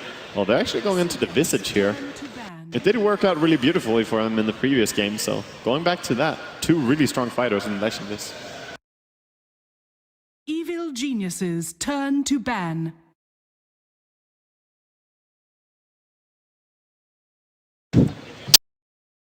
Storm Spirit being removed as well by CDEC. No Storm for Sumail again. And this time around, I think it's quite smart for them. I mean, I think no matter what, CDEC shouldn't risk playing against the Storm. And if it's a first or second pick Storm, then fine, you can counter it with your entire lineup. But they shouldn't risk a late Storm pickup by EG. They played well. You can feel the frustration. I don't know if it's a frustration, but from EG in Stab and Brood, because it was definitely a big issue for them last game. And it's one of those games where that last pick Brood, you know, it happened to a lot of us. You're like, I actually forgot about Brood, and I can't believe I forgot about Brood, because Brood is one of those heroes where if you're not ready for it, then it feels like you can't even play the game. It doesn't even matter if it's a pub or if it's TI finals. The Brood last pick is always dirty. It's as dirty as it gets. How do you feel like the Crystal Maiden's been working out for Evil Geniuses? I think it's been really strong, honestly. I think they have had some good impact with it. But I don't know, it really relies heavily on predicting the enemy movement early on, which they did very well in the first game. Second game, well, they struggled a little bit, but it was harder because of the Brood mid. I feel like it really helps them keep up in tempo. Like you know, sometimes you have to wait just for that one hero to TP back home, or, you know, someone to TP in and give you your bottle or something like that. And CM kind of eliminates all those issues, so they never get caught off guard by CDEC, who play a very fast-paced game. Yeah, also allows the Clockwork to really spam his rockets much more, because he's going max rocket builds on Universe, and it's working out well. He gets very high CS on this offlane. I mean, in the last game as well, we've seen like so many coordinations where they went for a gang, Clockwork was on the other lane, and he had early max out rocket flare, and it actually helped them secure kills. Exactly. So there was a lot of coordination there in the last game, how they used the rocket flare to maximum efficiency. Lina removed as well from CDEC, not giving that one away to Sumail. So really targeting Sumail with the next bans here. Can only expect that EG should pick up his hero soon and not try to hide it like they did previously. Who have they been picking for AUI in these games? He played Skywrath, and he got super high farm as well. Mana Boots and Mech so early, like one of the most farmed Skywraths that I saw. I wonder if they're going to go for like more AoE team fight. Like Skywrath is good and all, and I think it works well versus CDEC if they're worried about the laning phase. But I think the early team fight, I think, is where CDEC tends to slightly trump EG.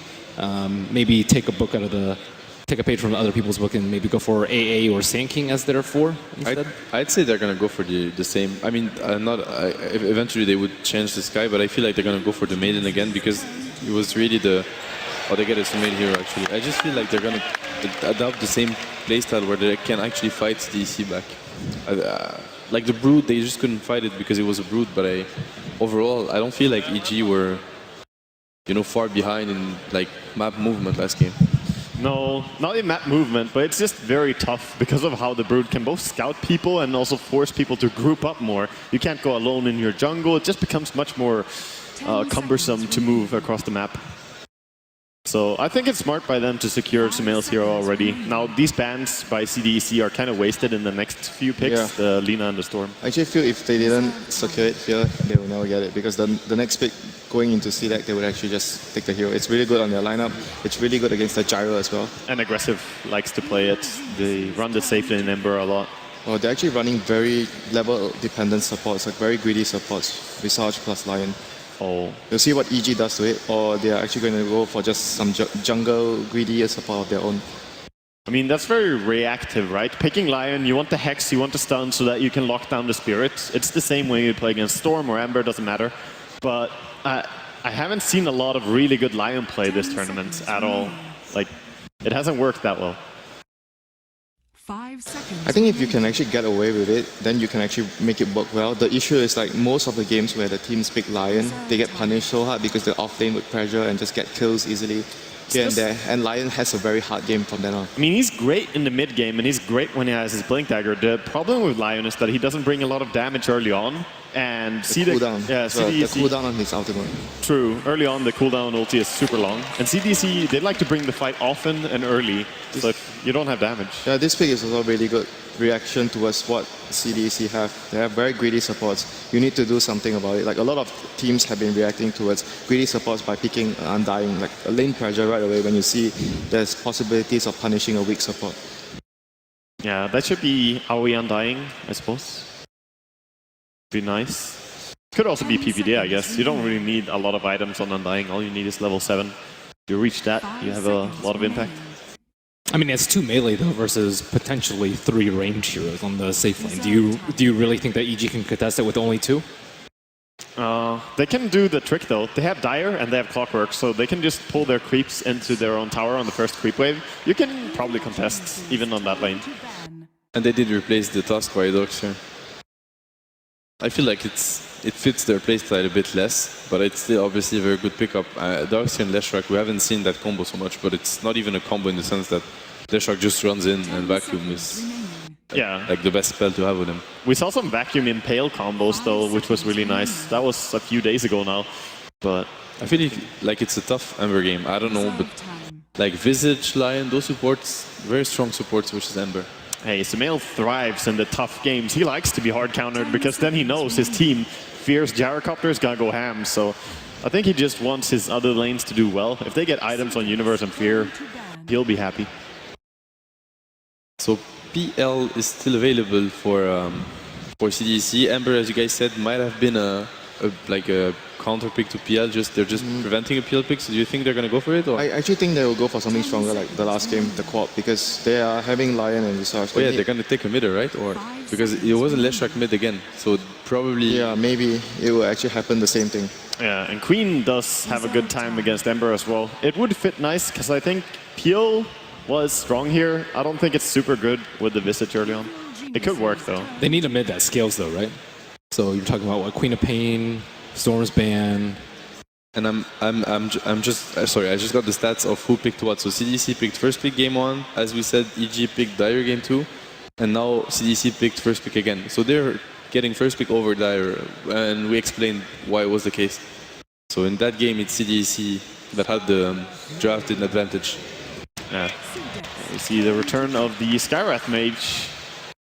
But that's very curious, as you say, because that means they have different focus. CDC, they know that first pick is important for them, whereas Evil Geniuses are going towards the you play Dire the entire time, we're gonna pick Dire. It was a gamble for game 2, I felt, and that gamble didn't work, let's be honest. So I'm pretty positive EG is gonna take first pick game 4, or maybe they feel like they could have won game 2 and they should go for the same approach.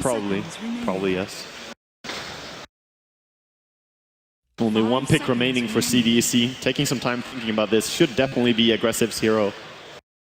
We have seen him run PL more than almost anything, I think, this tournament. And the slug. That is ballsy. It's a Shiki Leshrac. Iron Shell slot. Very scary.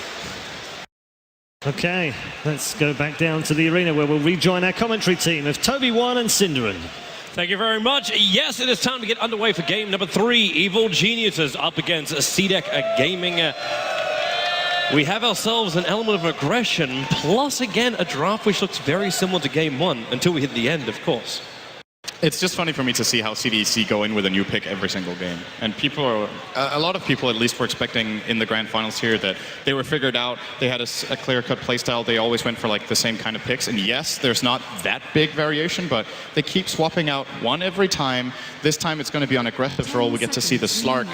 And of course for Evil Geniuses, they're going to the Skywrath Mage again, which won the first game for them. Or he didn't single-handedly do it, but did a lot of work. And we're going to see PPD on Undying. Now, I just want to quickly mention, as far as this draft goes for CDEC, Slark is incredible with Iron Shell. It is one of the most fearsome heroes you can run into in the mid-game if he has a good laning stage. EG should be aware of this. And he's also a pretty good matchup against Gyro during the duration of Shadow Dance. And when it's over, maybe you can disengage. You have so much burst going into Gyro, which most melee cores actually can't do because they just get rocket barrage to death. But Slark has that that ability in Shadow Dance to actually take the fight to a Gyro in melee range. So I think CDEC have a very well-rounded draft with that last pick, and I think EG were taken completely off guard by it. That said, though, they have their own comfort picks. Yeah, that they do. It's all about the comfort zone. Fear, another game to be played over on Gyro, while Skywrath Mage, you get a 2 for now for AUI 2000. And Samal on the Ember Spirit, we had a wonderful display of his talents on that hero just a couple of days ago here on the main stage in Key Arena. And it was absolutely superb. And with an Undying, you always feel like that early game pressure is going to be strong. And it looks like that's exactly what EG are trying to achieve. They'll move Universe up to the top, Samel to the mid, so they can run an aggressive tri-lane at the start with Fear, PPD, as well as Aoi together. And this means that CDEC, well, it's not really going to change their lanes that much anyway. They're already planning on pushing that Leshrac into the mid and the Darkseer to the offlane. It's going to be interesting to see. If this is a try-on-try lane, it's the lane to watch. That's just how Dota works. When two tri-lanes meet, there's bound to be a lot of action. And even if let's say there's no action, then one team is just flat-out out-farming the other, because else they will be looking to get an advantage via kills. As you see aggressive position, he's already looking for the early attack down here, putting the observer ward inside the lane, so you'll understand just how far EG moved down. Garda is the man doing the block on the wave, and then Darkseer is moving over. So Darkseer will remain on the bottom for the start. Sorry, it's the Slark who's now actually TP'd himself up to top. So they've split their lanes up already. Yeah, they just waited for whatever information they could get. They see the aggressive dual lane that EG were planning, and they just decide it's not worth it. I actually think they might have had a shot at it, but the Slark versus Clock matchup is good for Slark. Now, of course, he's going to get the help of Q's Visage, and looks like PPD will be rotating up with the Undying. And at the same time, Fear in that offlane with Gyro will not be finding as much as he would like. And in the previous Gyro games we've seen, Fear has been getting a lot of farm. This lane is not that easy for him to play the Gyro against. They have decent kill potential at level, especially level 3. And Aggressive's not having the greatest start to his time. He didn't level up Pounce to start with. He leveled up Essence Shift instead. And that might have been because he realized he'd be going up against a hero like a Clockwork. So the mana's been completely burnt out of him already. And with the creep pull off to the side, he's still going to find his levels coming up shortly. That's just the contest for farm.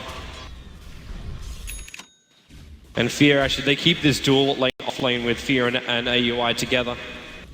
Try and keep XZ.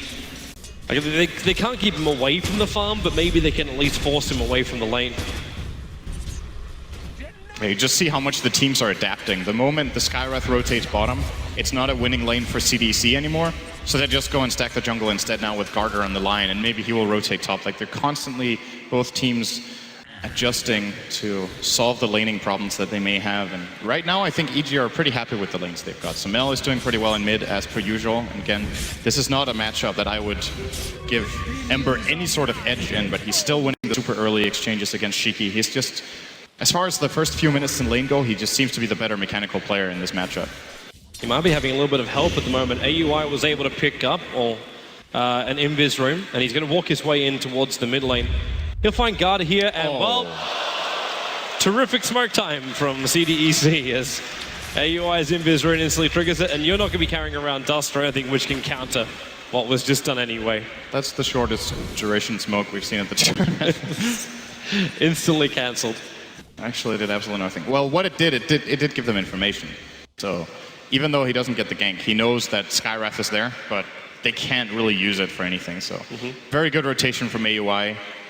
In fact, he already just had down the bottom. He cancelled the clarity of the Darkseer, which is actually going to make it a little bit more difficult for Rexy to keep these Iron Shells up on the lane, because he doesn't have his Soul Ring just yet.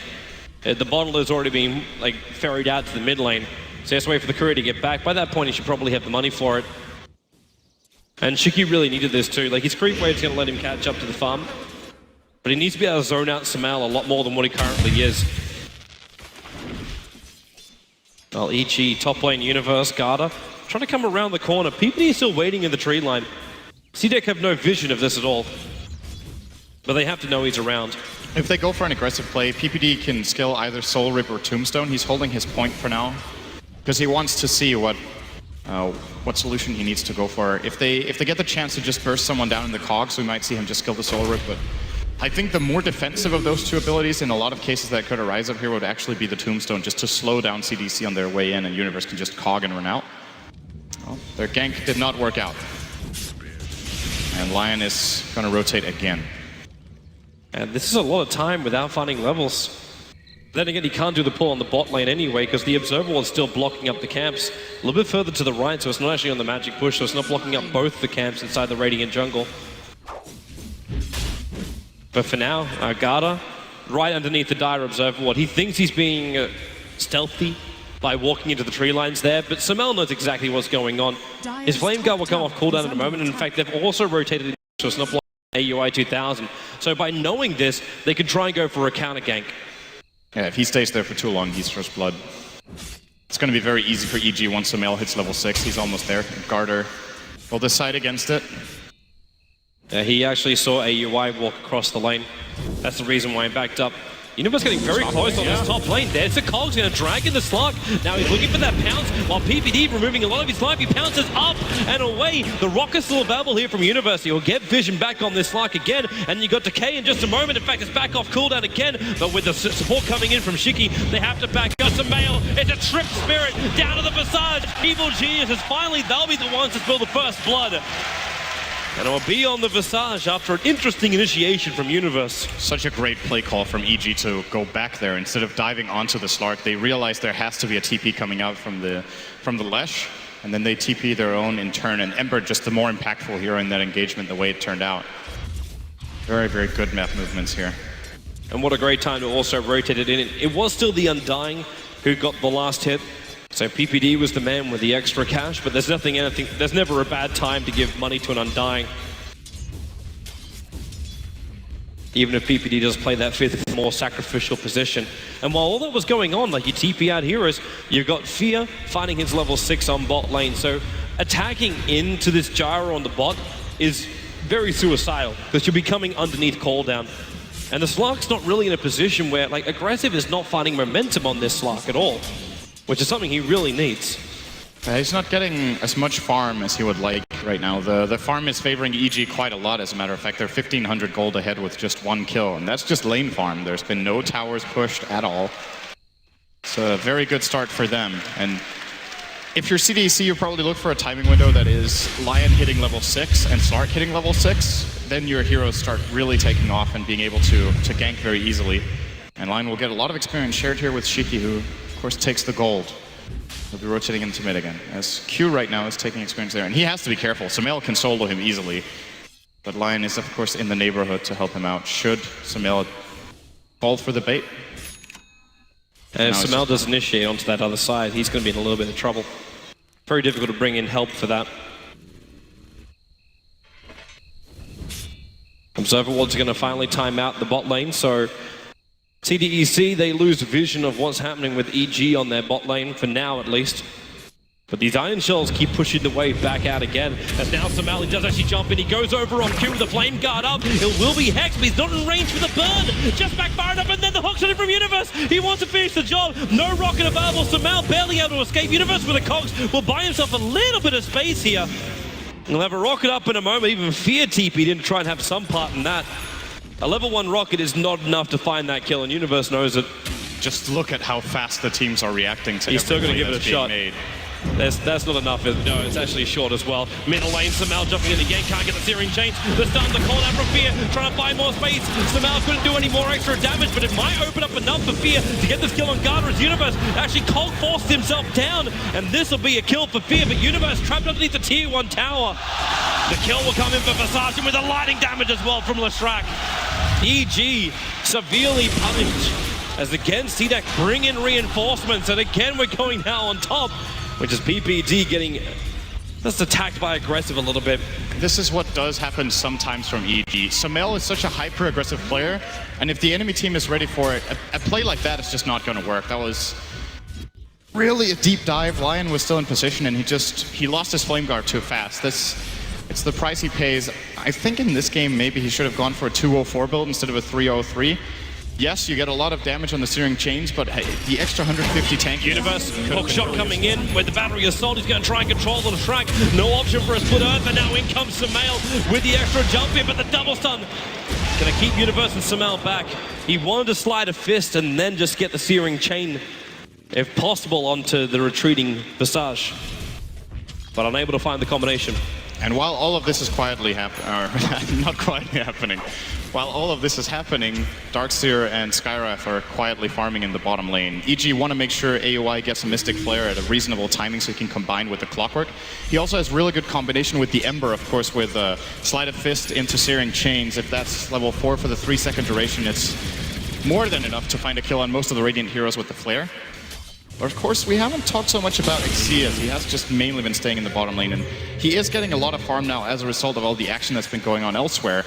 And that could make for a fast mech for CDEC, whereas the one on EG will be a lot later if they're getting one at all this game. And last time we saw it built over on the Skywrath Mage, and AUI, well, they have been giving him a lot of space in that bot lane. The same thing's been happening for the Undying, but PPD went into the Arcane Boots instead.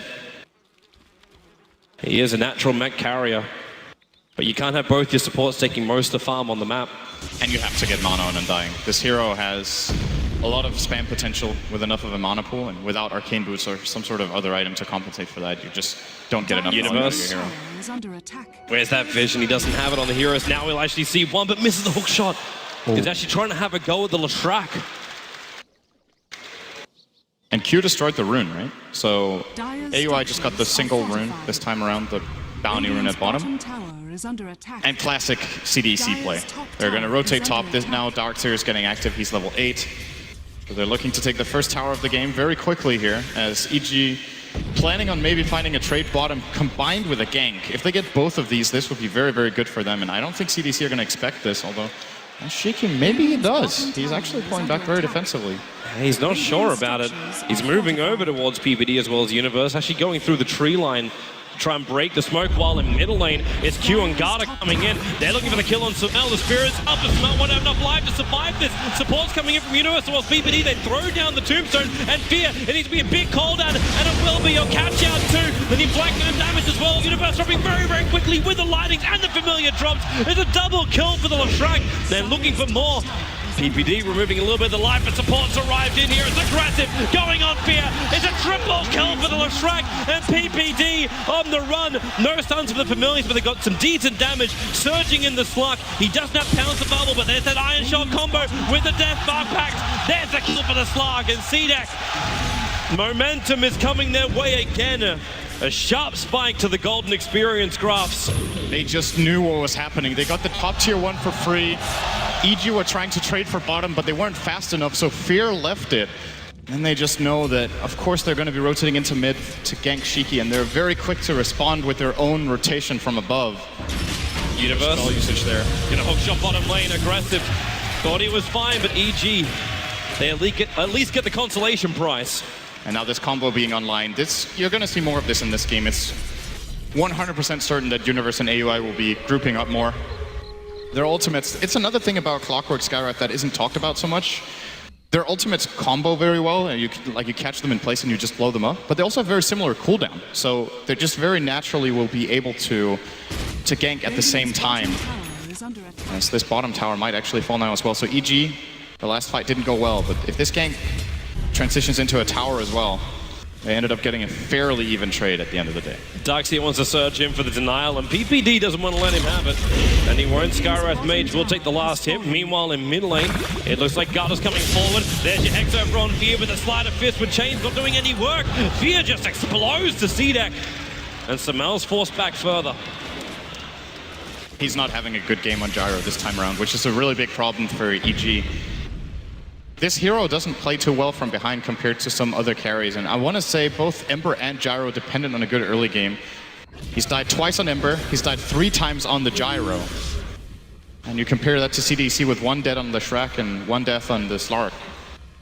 They're just getting the better exchanges early on. You're right, CDEC, they've moved around perfectly, the team fights have been going their way more, and this resulted in the Shrek having almost 6k net worth.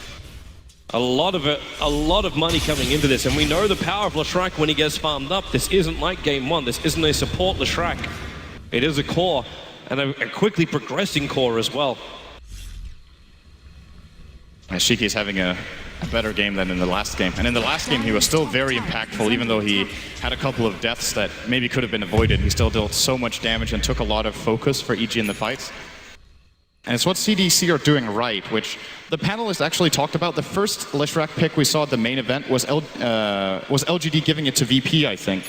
And VP went with Leshrac together with Queen of Pain, and they were like, the way you play a core Lesh is that you pick it together with a strong carry, so that you have a mix of physical and magical damage, and it's very hard to choose where to focus. That hook shot's down from Universe. The Tombstone's also going to be in the neighborhood, and there's your Skywrath Mage combo. Samel wants to come in and be careful. This guy's walking around with DD with a familiar drop. Perfect timing coming in from CDEC. The call down will force CDEC to move back behind their tier 2 tower. I don't think they're done yet. Aggressive, good cogs. Nice cogs from Universe, keeping that Slark at bay. The Familiars are still moving forward, and well, no drop down. Actually, it will be over on Fear, but PPD is still standing his ground. No more real initiation there from Evil Geniuses. EG have the way superior vision here. CDEC are not interested in engaging uphill where their ward isn't. Their ward is here, however, so they will see Universe getting in position. They need that slow. The Lightning is going to do the job. The Surge not bringing Leshrac in range. This should actually tell them there is a ward. You see Universe pinging it out. There's no way that Lightning is able to hit him at nighttime. So he's pinging his location where he got hit, and they will probably try to sentry this one out. It's too far away. AUI threw it down, but the Observe ward's further up. And there's a Midas for aggressive. Dire's top tower is under EG. They come back for tier 1 tower. They don't want to let it go. Aggressive loves it, man. Not only Midas, but he's farming up all of EG's jungle right now. Oh, he's getting their stacks, but it's going to cost them a tower. I think EG would be okay with this, even if they knew it was going on. Just means that flash farming to catch the gyrocopter up is not really going to be there. You get some money, in fact, yeah. Aggressive gets away with it. He'll move up to the top lane, even farm that lane up. Add pressure to the tier 2 tower, and this stops EG from adding more pressure into the tier 2 tower on the bot lane, or even looking to attack in to CDEC, which they want to. They have a Dire Observer wall that just scared them going up, and in fact, a smoke move coming out here from CDEC. I'll see Universe farming up, but it looks like that's not their target. They want top, they want to kill into a tower. EG are taking the right path, though. They're completely escaping this gank. I'm not sure if they did see any of it with their ward. I think they didn't. At least they didn't ping it out. They saw them move up onto the hillside, and yeah, without any hero, the only hero you got showing in lane is a Slark. You can put 1-on-1 together and make 2, realizing it's a trap. 1-on-1 makes a trap. Aggressive is just keeping the split push going. So this is the problem, right? You can tell EG are under pressure because they respect CDEC's movements and they let them get more out of the map. Aggressive, farming up very far in the top lane. He's going to once again start damaging this top tower. If not himself, then at least the creeps will. And XZ is also moving in position. They have a good ward here, showing them that EG aren't there. And at the same time, EG are also showing in the Dire jungle. So they might flat out just lose this tier 2 for no trade. CDEC, they're going to back themselves up. PPD's moving up. The trade-off could be from Fear on bot. And he's trying to force the lane in to get CDEC to look down south, while Samel farms up most of the Radiant jungle. He's still a while off having that Battle Fury of his. But if they can secure the tier 2 tower, potentially even a kill over on Garda, that'll be a nice little thing to sweeten the pot for EG. But the Familiars are coming out now from CDEC. They're having a look around. They're trying to find an opening. They just see Universe in the mid. And they're about to find Samel as well as AUI. Tower is under attack. But AUI is very happy with this, if we can get the last hits on them. Well, this game is slowing down a little bit right now. I think it probably favors CDEC a slight bit because of the Midas advantage they have on the Slark, because the Leshrac is now getting his Bloodstone. They should be able to farm faster than EG. When it comes to pick-off potential, though, the Slark is still a very vulnerable target. If he gets caught by the Clock Skywrath, he will die from full health with no counterplay available, of course. Going for the Midas instead of a little bit of tankiness, or maybe building into, say, a Mantis Style or a BKB first, or a Drum, even, that we've seen from Aggressive in quite a few games, especially on his PL. It looks like he is transitioning now into an Ogre Club for now. So this could be SNY, it could be early BKB. Looking at BKB, EG have very few solutions for that until super late game. Both Ember and Gyro are spread damage carries that deal a lot of damage, but not really to that single target in the Slark. And if that's the reasoning behind getting the BKB, then I could definitely agree with going it first in this game with a Midas. Yeah. Your ad looks good, but EG, as you said though, like later in the game it's going to look better for them. For now, they're trying to get a little bit more control of the early game by smoking up, looping around, and looking for CDEC, but CDEC are always on the other side of the map when these smoke gangs happen.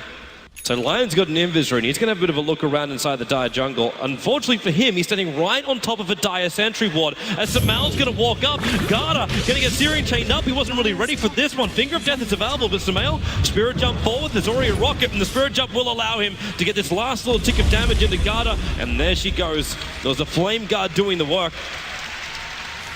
But the Tier 2 tower still drops in favor of CDEC on the top lane. Actually got 464 gold for that kill on the Ember. Sumail getting a little bit more than I thought he would. Line is... That brings him very close to the Battle Fury. Yeah, he's making a lot of progress on the Ember here. This is probably going to be one of those games where EG slow play, because their early aggression didn't really work out. They didn't get the lanes they were looking for all the time. They had to shift multiple times. They're losing both of their safe lane towers, which opens up the map a lot for especially the Slark. Now at nighttime, he's even safer because he has the 1800 night vision. No one on the Dire team does. They do have a good ward inside their own jungle, though. Maybe that could give them a pick off, but, well, they're not going to have it. Aggressive is back. Let's see. Imagining this will be Assange. We'll see. Nope. Blink Dagger. Actually, getting the mobility first. He wants kills. The casual Ogre Club for life.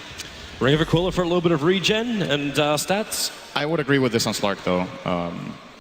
Actually, getting a mobility item first. We see, I think, like 90-95% of Slark games, you get either Blink or Shadow Blade as your first major item. Yep. Aggressive prefers the Blink here, and on second thought, definitely the better choice than getting BKB, but now that he got a Blink first, I don't think he should go SNY. Like now that probably is going to come out too late for its effectiveness, and unless they get a really good fight now, in which case he might still get it. Well, for now, they're actually looking more over to just get some wards down. It is a full team smoke up here from CDEC, and EG have to be mindful of this. If they know things are not right, they're actually pinging out saying defense to the Tier 1 tower on bot lane. That's where CDEC are moving over to now.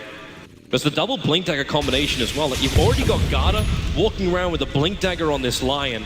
Combining it up with the Slark's movement, they can just quickly just jump in and pop any hero they really want to try and find.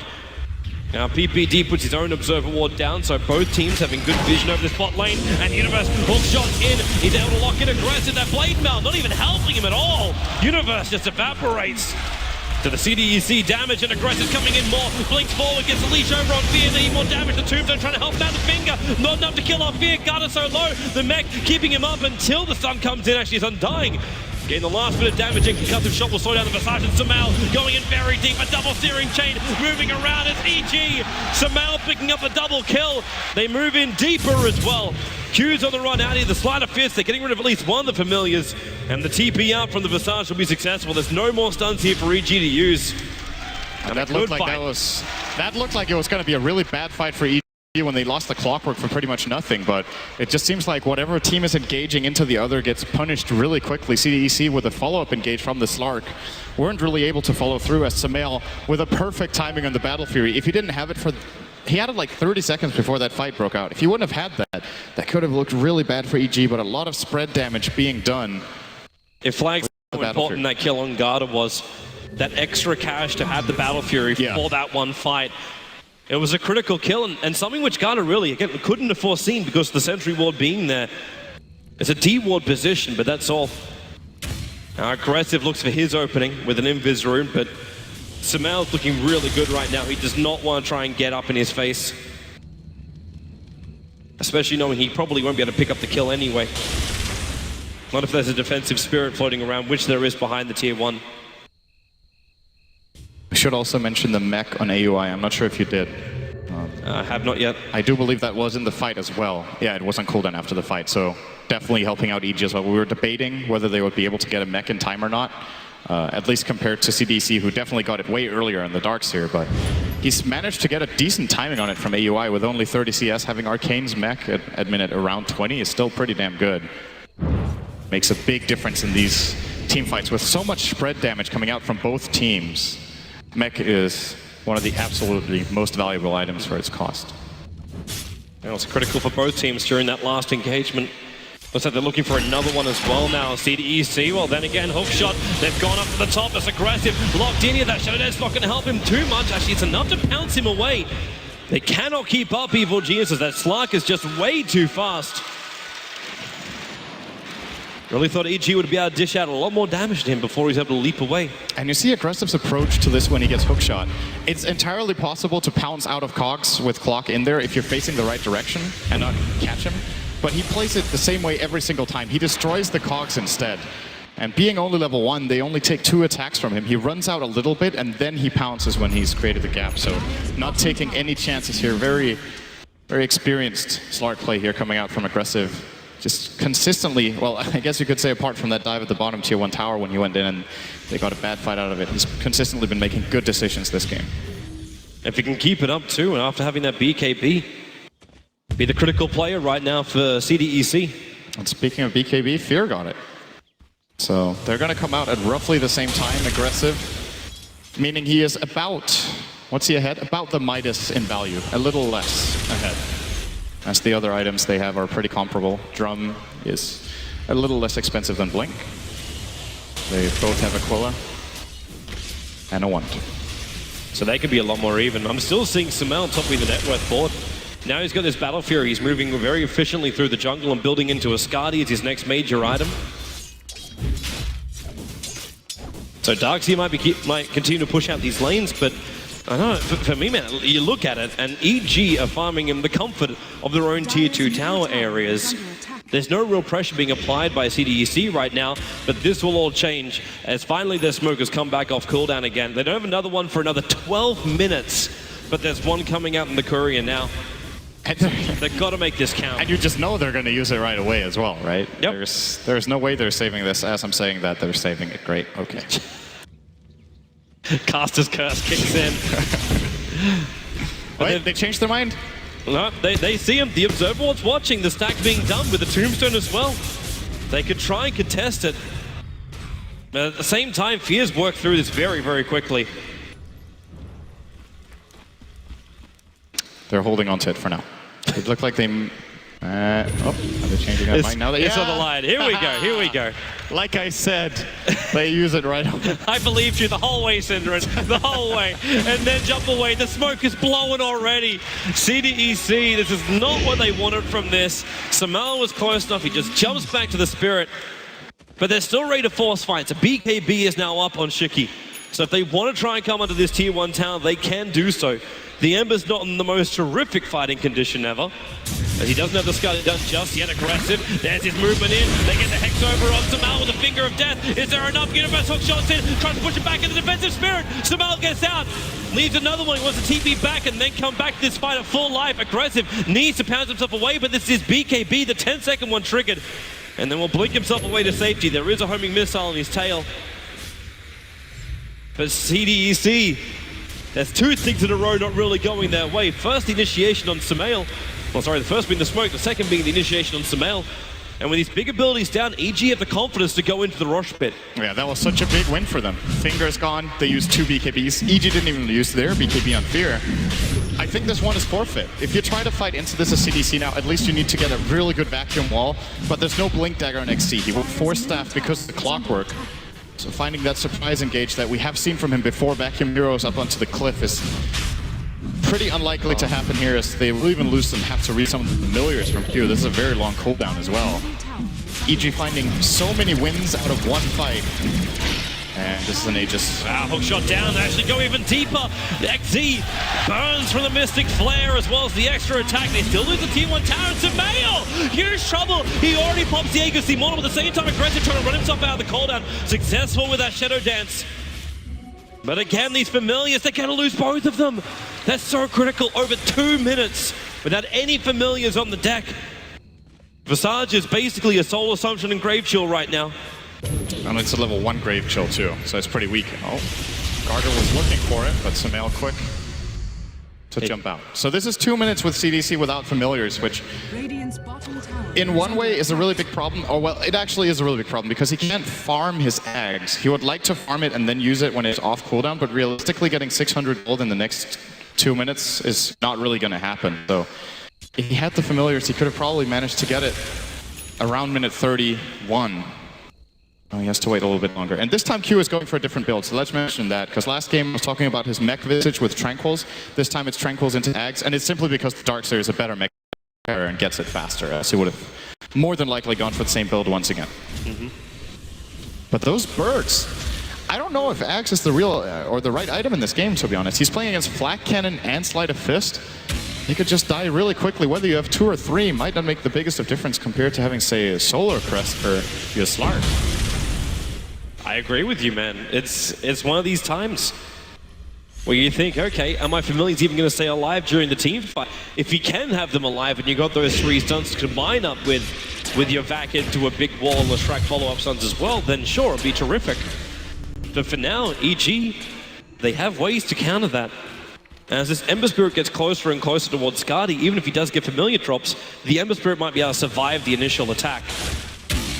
Knowing also the fact that Universe has always been there when the initiation has started, those hook shots, really troublesome. But to then also mention, Undying put a tombstone down during the fight. And CDEC is difficult to get a lot of space to work with. These BKBs are definitely going to help on the cause, but Leshrac, they really need a victory on a team fight because he's down to 7 Bloodstone charges on this Lesh. Now that you mention Undying, now that I think about it, I'm starting to worry a little bit for EG's game plan in super late. Yes, they have really good cores on the Gyro and the Ember, but both Skywrath and Undying really fall off. They're lane dominators, they're early mid-game oriented, and AY is trying his best to stay relevant by getting a Medallion into a Crest, probably. So he's going to be, in a way, more about his items, the mech and the Crest, than about his spells that just get flat out countered by BKB. This hero is like one of the absolute worst heroes in the game at playing against BKB carries. You're super fragile, you have absolutely no mobility, you have nothing that goes through BKB at all, and you can just be singled out. So it's very important for EG that both of their cores, as well as the Clock, who's doing a great job, keep farming so that they can still manage, even with their supports definitely falling off later. CDEC are trying to put down some aggressive overwards, and wow, these guys only just came back to life again. They can't afford to lose these familiars. One of them will drop. The resummon is still just under 2 minutes. Also to keep our eyes on top lane, aggressive, pushing in. So someone has to TP back, and it will be Sumail. Easiest play to TP back when he can just remnant back to the lane as well. It's just easy movements for Evil Genius at the moment. In fact, in him with a jump from aggressive to hook shot from Universe. They're actually going to isolate the slug. It's BKB TP out. No way to cancel this one. The hook shot already being used. Yep. So a smart move out.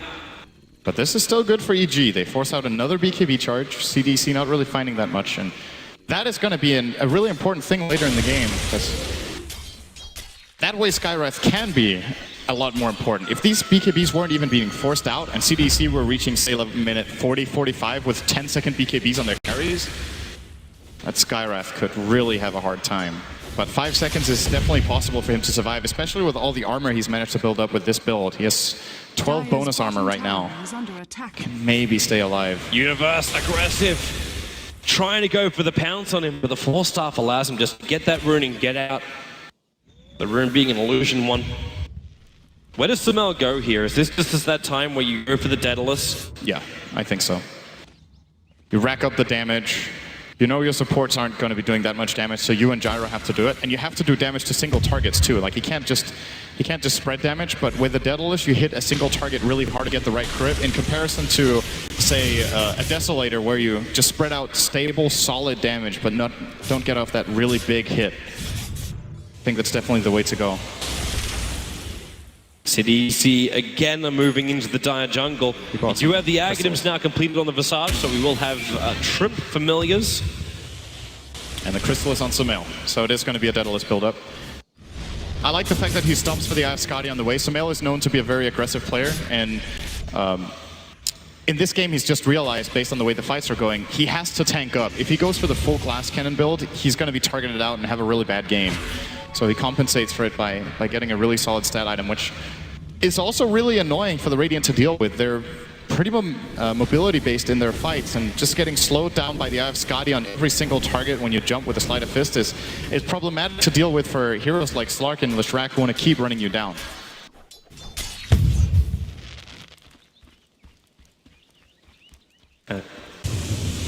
So CDEC now. So how do you even stop this right now? You got CDEC who are holding back. They're chilling inside the Dire jungle. They're taking a little bit of farm from here and there, but nothing's really been forced. While the Ember Spirit and the Gyrocopter continue just to free farm up. The slide's getting slightly bigger, but doesn't appear to be farming anywhere near the rate of Evil Geniuses. In fact, the EG boys are getting more experience off this map than CDEC. In fact, the hook shot barely missing Shiki. That would have just put them even further behind. It just feels like CDEC are battling against the clock when EG is going to be ready to force the issue and push down the lane. I'm really not so sure that's how it's going to play out, because they also have a Darkseer on the defense.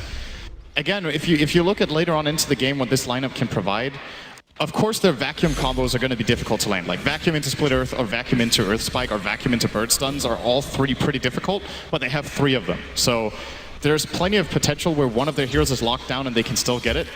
And Darkseer in the late game situation, you just know that wall is going to be effective. Like if you get a copy of Gyro and a copy of Ember, those are agility carries, and the illusions will hit hard. And the stronger you get, the stronger they get.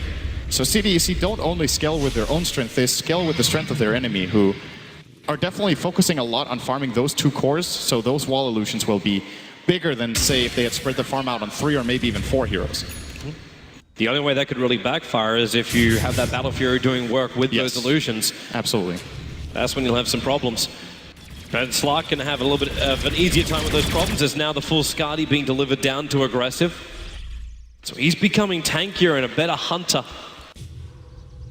But both these teams are not wanting to fight.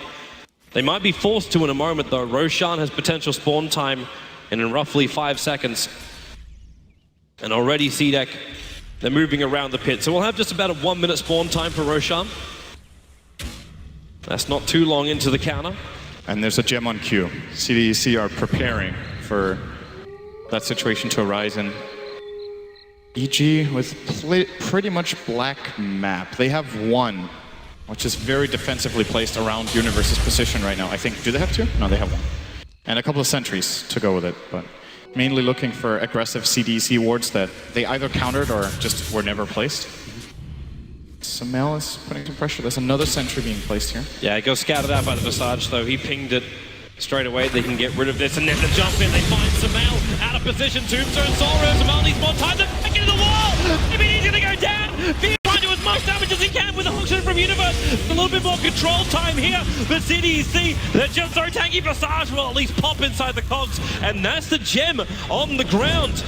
They can move forward and grab it for themselves. As Sumail, in comes Lion again for the stuns, trying to combine it with the familiars. Shiki, real trouble for him. Yosef, the Zupper Scarlet cannot help him out, but he's got more help. Aggressive at the front line, but Fear pushing in after aggressive. They split up the fight. Visage took out the Ember Spinner over with those spirits aggressive. He'll still go down. They're mopping up the familiars. The last attack in from Aoi will take care of it. And this is why Sumail got a Skadi. If he did not have a tank item there, he would have been blown up and that fight would have gone horribly. But instead, he manages to disengage. The burst damage from CDC is not enough because of a superb soul rip coming out from PPD there.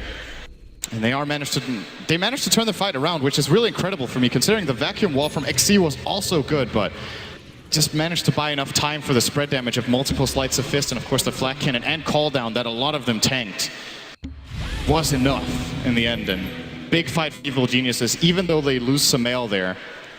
With how that fight was initiated, I think they're going to be very satisfied with the outcome. Especially if they can take Roshan.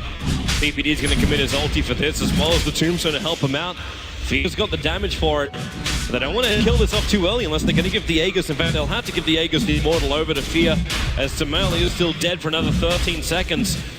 CDEC won't get there in time. They don't have enough people anyway if they do arrive there. And it will be the Aegis, the Immortal, and Roshan going the way of Evil Geniuses. Even though they don't get it on Sumail, it's better that they get it not just to have it on Fear, but also so it's not on the Lesh. Like, you really don't want to play against the Leshrac with an Aegis here. Shiki would really love that too. Like, he's got 5 Bloodstone charges. He can't survive during these engagements. The Yule Scepter is being used defensively to try and just avoid EG's attacks. But that's not going to be enough. They need to actually have that first EG hero lock down Sumail. Moving forward, if he has a bit of a peek, you'll see the Darkseer start a fist-searing chain actually on XZ. He tries to surge away the hook shot. He was expecting the surge to just make a run, but the chains last a little bit too long. So the hook shot's off target. Yeah, that's an uncharacteristic and unfortunate miss there from Universe that would have more than likely ended up in a kill. Aggressive was going to turn it around by walking into the Dire Jungle. I don't know if it was really going to work, however. When you Who got also the gem after the fight, by the way? Did the Radiant recover it or did they lose it? They lost it. Right? Or did they put in base? No, where is it? Dire's bottom tower is under attack. It should have been recovered. Who has the... It's on Courier. It's on the Courier of the Dire side. Yep. And now delivered over to AUI 2000. So EG managed to steal the Gem of XC, which even furthers their victory in that team fight. Just good times all round for EG. Dire's bottom tower. They're still, this game is still so even. The gold, there's not even a difference of 1,000 in it. The experience, however, is a different tale. As Evil Geniuses have about 5K on the experience going their way. And they're going to smoke up and see if they can force the issue a little bit more. Yeah, they want to take advantage. They're going to come right on the side of Aggressive Universe. Actually hugging the side so he knows there's someone. Well, actually, he doesn't know if he's on the right or the left. And Universe actually not visible at all to CDEC, but they caught a glimpse. And so the Darkseer and they're farming up that camp. You could hook shot yourself into that. But the rest of EG will have a hard time following him in. There's multiple key items coming out on CDEC, by the way. They just got a Force Staff on the Lion. They got a BKB on the Darkseer. And they got oh, he got him! Mid-pounce! Aggressive, real trouble with a rocket all coming in. Homing missile's going to connect. Can't break free of the stun. The cooldown will come with a decay. He's able to at least pounce himself away to safety. But they go for more. The side of fist searing chain catching on XE and Aggressive. He's still running himself away inside the shadow. It's the back into a 4-man wall. EG will still trigger one of their BKBs. And Shiki, she isolated on the backside. Try to TP out of the cover of a BKB. He'll be successful. In fact, a finger of death ensures the kill on Universe. With the Spirit Jump up, Sumail also wants to find his target. Got back into the lane, Aggressive, waiting it out. He's regenerating up, ready to come in. Fear that isn't the path to freedom right now. He's going to get locked in. Aggressive, where's your damage? It's all there. He's stealing the essence of fear out of him. The Aegis model will trigger, but Sumail's still here, but the Familiar's coming in. The Suns are back off cooldown, so they can keep Fear locked. They go back in again. The Mystic Fletcher on Bison Smoke with the flash back in. Gata, he's burning right now the shield of Sumail. While the battle's still going on the back line, Fear needs more help. Can't find it though. He's going to pop. They might get these steering chains, but Sumail will hit the deck. Started fisting around. They need to bring him down. They're going to. Slowing him down, and it will be enough. The fight goes the way of CDEC. PPD was trying to come back to help, but it was all too late. And what a fight. Huge advantage, and now they can force down the mid lane for the tier 2 tower. This is kind of fights that Slark just thrives in, when he can't get focused and locked down, but gets multiple attacks off and just steals what ends up being 60 agility in that fight with his Essence Shift, just laying into Fear, forcing out the Aegis. Then whenever he drops to half health, he just disengages and re-engages really quickly, comes back with full health again. And that's the problem EG have with their draft, right? They keep spread damaging, but they don't focus Aggressive down fast enough. So the longer the fight extends, the stronger this Slark gets. And if you look at that fight, that was absolutely crazy. There were so many plays in that fight. And of course, what started the whole thing was the patience of Aggressive. I cannot believe he was patient enough with his BKB that he didn't go for more. Getting off with a double damage through, chasing up the Universe. The mech will be triggered right now from AUI, and Aggressive going in deeper again with a BKB triggered. He's actually attacking into the tier 3 tower, but he's got Blink still. Hook shot. It's up. Not gonna try. So if Sumail was alive, they would have gone for that, I think. But he's the only one who can catch up, so he would have got himself into a horrible position there with Universe. But yeah. Yep. The Slark, as I was saying in that previous fight, super patient, uses the BKB very late, which helps a lot in the fight. And in contrast to that, EG, they got forced to using their BKBs by the 4-man vacuum wall. And that's what opened up the fight to Slark when he knew Fear didn't have the magic immunity. As these BKBs start dropping in time, all this money which CDEC are picking up, like I suppose the Abyssal Blade doesn't really care that much once Slark completes that, but you managed to gain yourself almost 7,500 net worth in favor of CDEC. Even the experience kicks up by almost 10,000 as well. It's a huge swing. Evil Geniuses, they may be staring down the barrel of a lost TI5 grand final, or at least this game. And CDEC, they can group up again. Are we sitting at a smoke point now? We're not. It's still just a 5-man movement. I think if you're CDEC right now, you want to slow play. You want to wait for the next Roche, or like there are two ways of looking at it. Either you fight right now, so Roshan, in case you lose the fight, can't respawn yet, or you play it slow and you look for the gank when Roshan is about to have a potential spawn. Now, knowing CDEC, they probably want to fight right now because they want to fight all the time, but they're not the only team looking to do it right now. Yep, EG, they're going to go for the loop around, so you leave Sumail on the front lines, and you bring the other 4 from the rear. While this could work out very well if they catch Garter first. That Observer was still down, though. The smoke might break, but you're right, Gutter is a long, long way at the back. The smoke's actually going to break here for EG. Universe hook shots up with the battery assault. It should be out of control. Gutter and Sumail jumps further down. Universe 4-starting up, and Gutter can't do anything about it. If he turned around to attack him, the Blade Mill would have just killed him anyway, with the Undying minions doing their work. So a good smoke from EG. They do find the Lion, and they fuse a very tense situation with CDEC around their bottom tower. They do, however, not get any collateral. There's no tower they can claim. There's no Roshan yet, and I don't know if that was the timing EG was looking for. I think they just aren't happy with just finding a line. They were looking for a way bigger kill than that one, but CDEC immediately disengaging when they realize that they're kind of being pincered in with Ember from above and the 4 others from below. Get out with 1 casualty. At the very least for EG, though, it opens up the map a little bit. Yep. Get to push bottom. Maybe they do get a collateral after all. Looks like CDC don't want to defend this tower, so smoke for Lion and tower, I think, is okay. Aggressive is coming if they're ready for Roche with another smoke, or if they're on cooldown for both teams. They actually use their fortification. The Familiar's coming in close too. He is in the neighborhood, and Sumail doesn't want to risk himself. He's 10 gold away from completing up the Daedalus. So all he wants is just that last hit and to survive. Yeah, they have to get the hell out of there. They're keeping up. Pushing. Universe, where's that hook shot? He already got stunned the first time he arrived. The Rocket will give him the vision on the Lashrak, and there's your hook shot up. He's able to get himself away, pushing the Lashrak back, but where is your stun? You don't have anything to penetrate the magic immunity. And there's definitely not enough damage to kill him before the end of the PP. And now CDEC, it's smoke time again. Big item alert here for Ember Spirit grabbing the Daedalus. There's also going to be a 4-staff now coming out for AUI, so a couple of big items for them going into this fight that could just give them the little edge they need. Well, Clockwork, yeah, and his illusion used, and well, no, Sumail not caught. The Tombstone will drop in fear, trying to battle up. He can get actually mashed up for a moment, but Aggressive is not winning this fight. He has to pounce himself away. PB's going to stick with him, and there's your Searing Chain. Another decay. He's going to drop in live, but at the same time, a quick run out of here. You've got a Yule Scepter going to keep Ember Spirit out of the fight for the moment. Aggressive found it, ED. Well, that's a nice little rune to have. Can come back into the fight if you can, but EG, they're trying to isolate both Q as well as Garter, who got caught in the bottom river, but these Familiars, they're already attacking into AUI 2000. And Fear's not sure about this either. He did a little bit of chip damage, but EG, they're just not finding that one hero out of position for CDEC. It was so important that Sumail did not mess up the first Fire Remnant. If he didn't activate that properly and get out of there and he got caught by the Lion, that would probably have been game. He didn't have buyback, he just bought the Daedalus, and I think at this point CDC might actually have enough burst damage to bring him down. Crucial. And these days calm here under pressure for EG.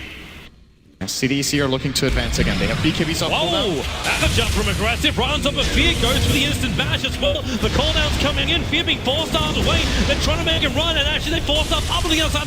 Shiki was trying to come in from the other side of the fight, but now they use the Mystic Flare. Well, actually on absolutely nothing. It just keeps CDEC off the ramp up into the secret shop.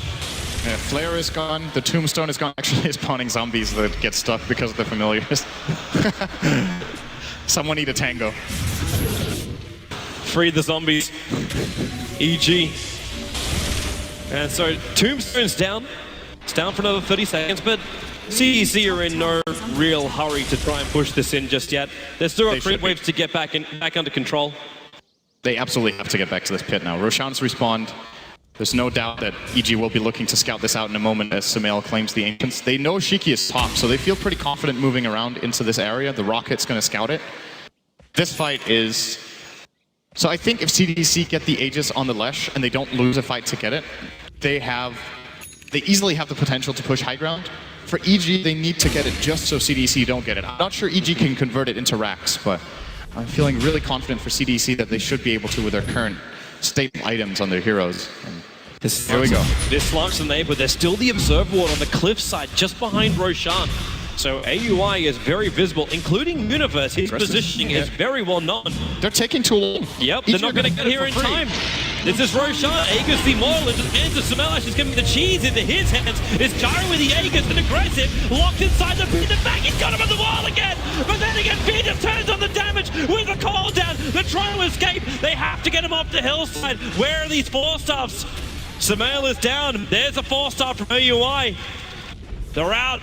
The Lion, the only casualty during that fight, but the rest of CDEC are trying to bail out of here.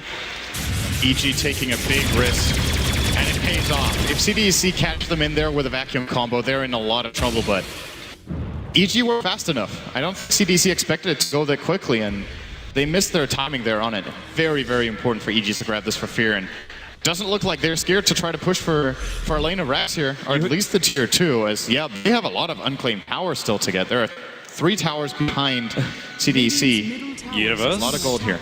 Q. He doesn't really want to try and fight this one. Man, why wouldn't you want to push that? Like, you've got insurance over on the Ember Spirit, having this cheese available.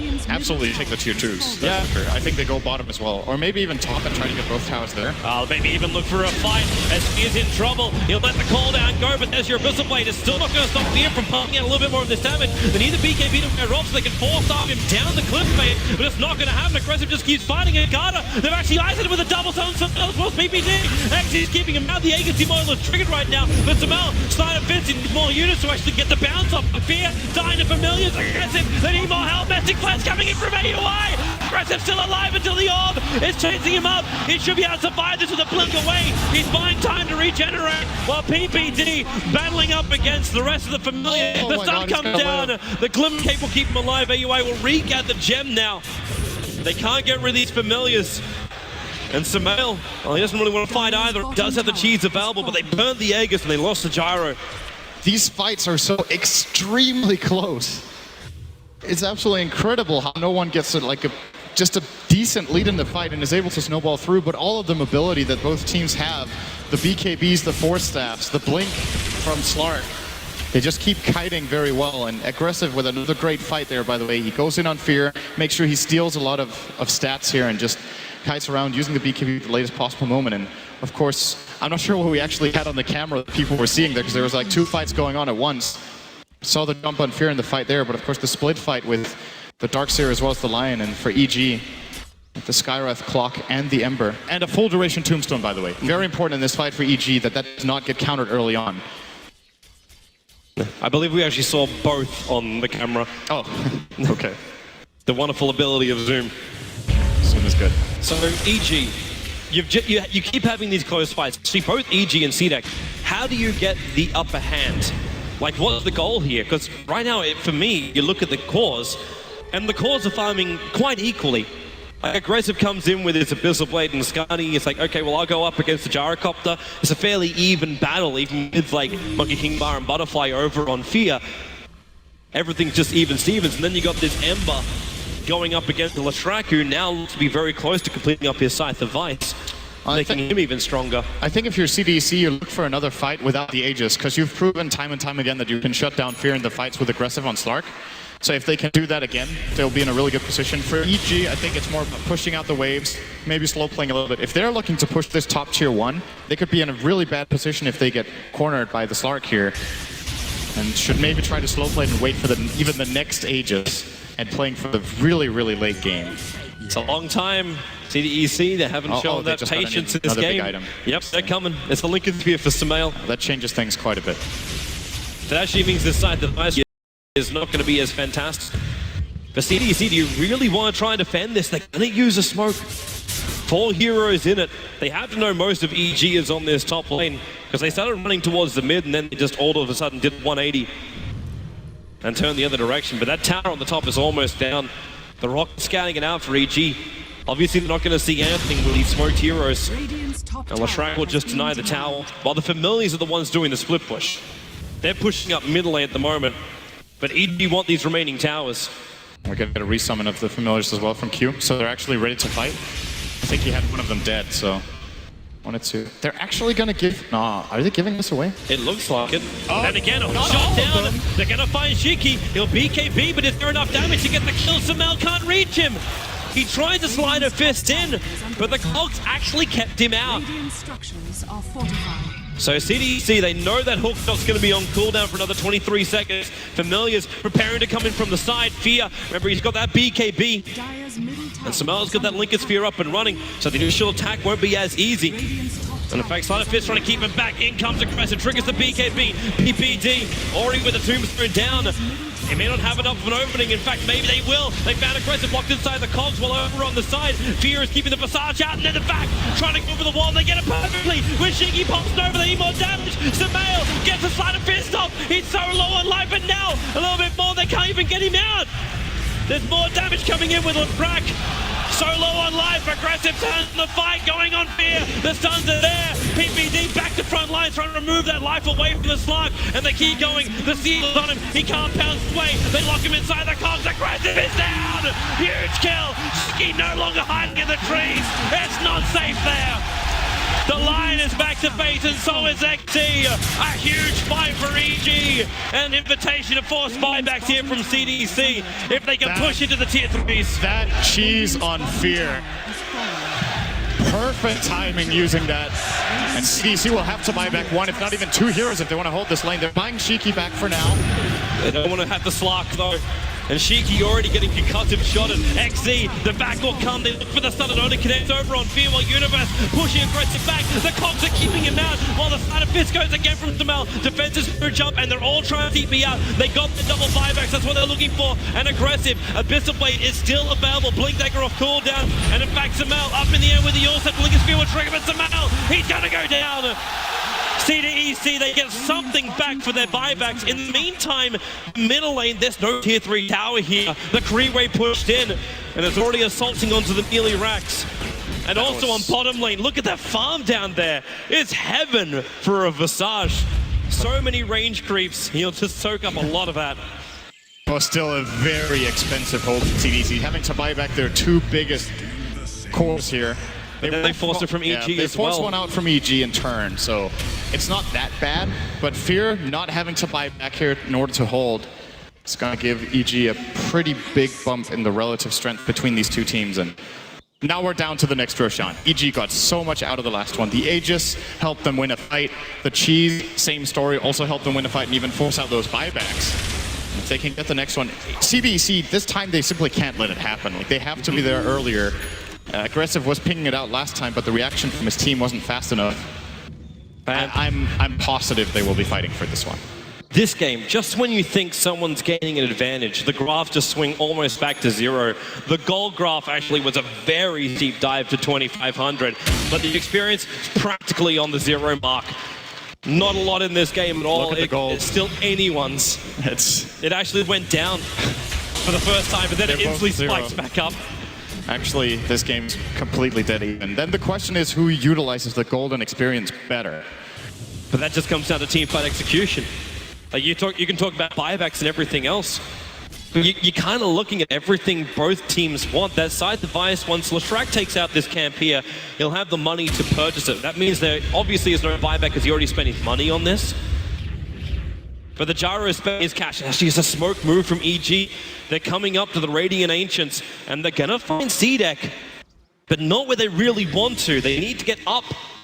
Aggressive is starting to run away from his team. Oh, he could lose the side. The courier's coming in with the rest of the side. It's so close to Leshrac. He missed the hook shot in. They need that courier dead right now. It's on the run out. And actually, he doesn't even want to turn to pick up the side. Now he'll turn around. Okay, that's just free gold that they're not taking. But they move up. There's your searing chains over on the BKBs from both. As Aggressive also jumps in, looking for the Abyssal Blade trigger on Universe. Hook shots up, pushes the Slark back. There's no BKB, but Shadow Dance is available. The Tombstone will split this fight up. CDEC want to come in through the rear, but now they're running over to the dire side of the jungle, chasing in Samel right behind him. Has a blink dagger off Calder. Another hook shot going to go to work. They find their opening. It's a Lion down. Q also being thrown down by that concussive shot, locked inside the cogs in the middle of the river. He needs a path to freedom. It just doesn't exist with Samel. He even goes in deeper on the back of Chicky. Some will be available. They back him back in. There's still the defensive spirits available. Side of Fitz and maybe there is enough damage. Aggressive. Steering chained up. They need the damage. Forced up away. Aggressive. No space to live. X's in huge trouble. Trying to run himself out of the cogs. Forced up out of iron. And this is real trouble right now for CDEC. Chicky dead in the tree line as well. There are no buybacks available. Lion, the sole survivor. The only thing that is stopping this game right now is a creepway pushing the tier 4 tower up the tier 3 tower in the bottom lane. But that's no real problem.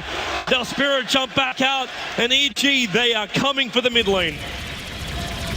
They should be able to at least mega right now. They have a full minute on 3 cores on the enemy team. And what's really important about that fight for EG is the way they initiate, the way they flank. They move in from 2 different directions. Darkseer is never able to really find the vacuum wall. As a matter of fact, he probably holds the wall too long there and ends up getting a pretty mediocre one when the fight is over. Lion never gets a spell off, gets killed way too early. They're going for the GG push. They're actually just going straight for the GG push. They want CDEC to admit defeat, and they get it. EG will go 1 game up in the TI5 Grand Final.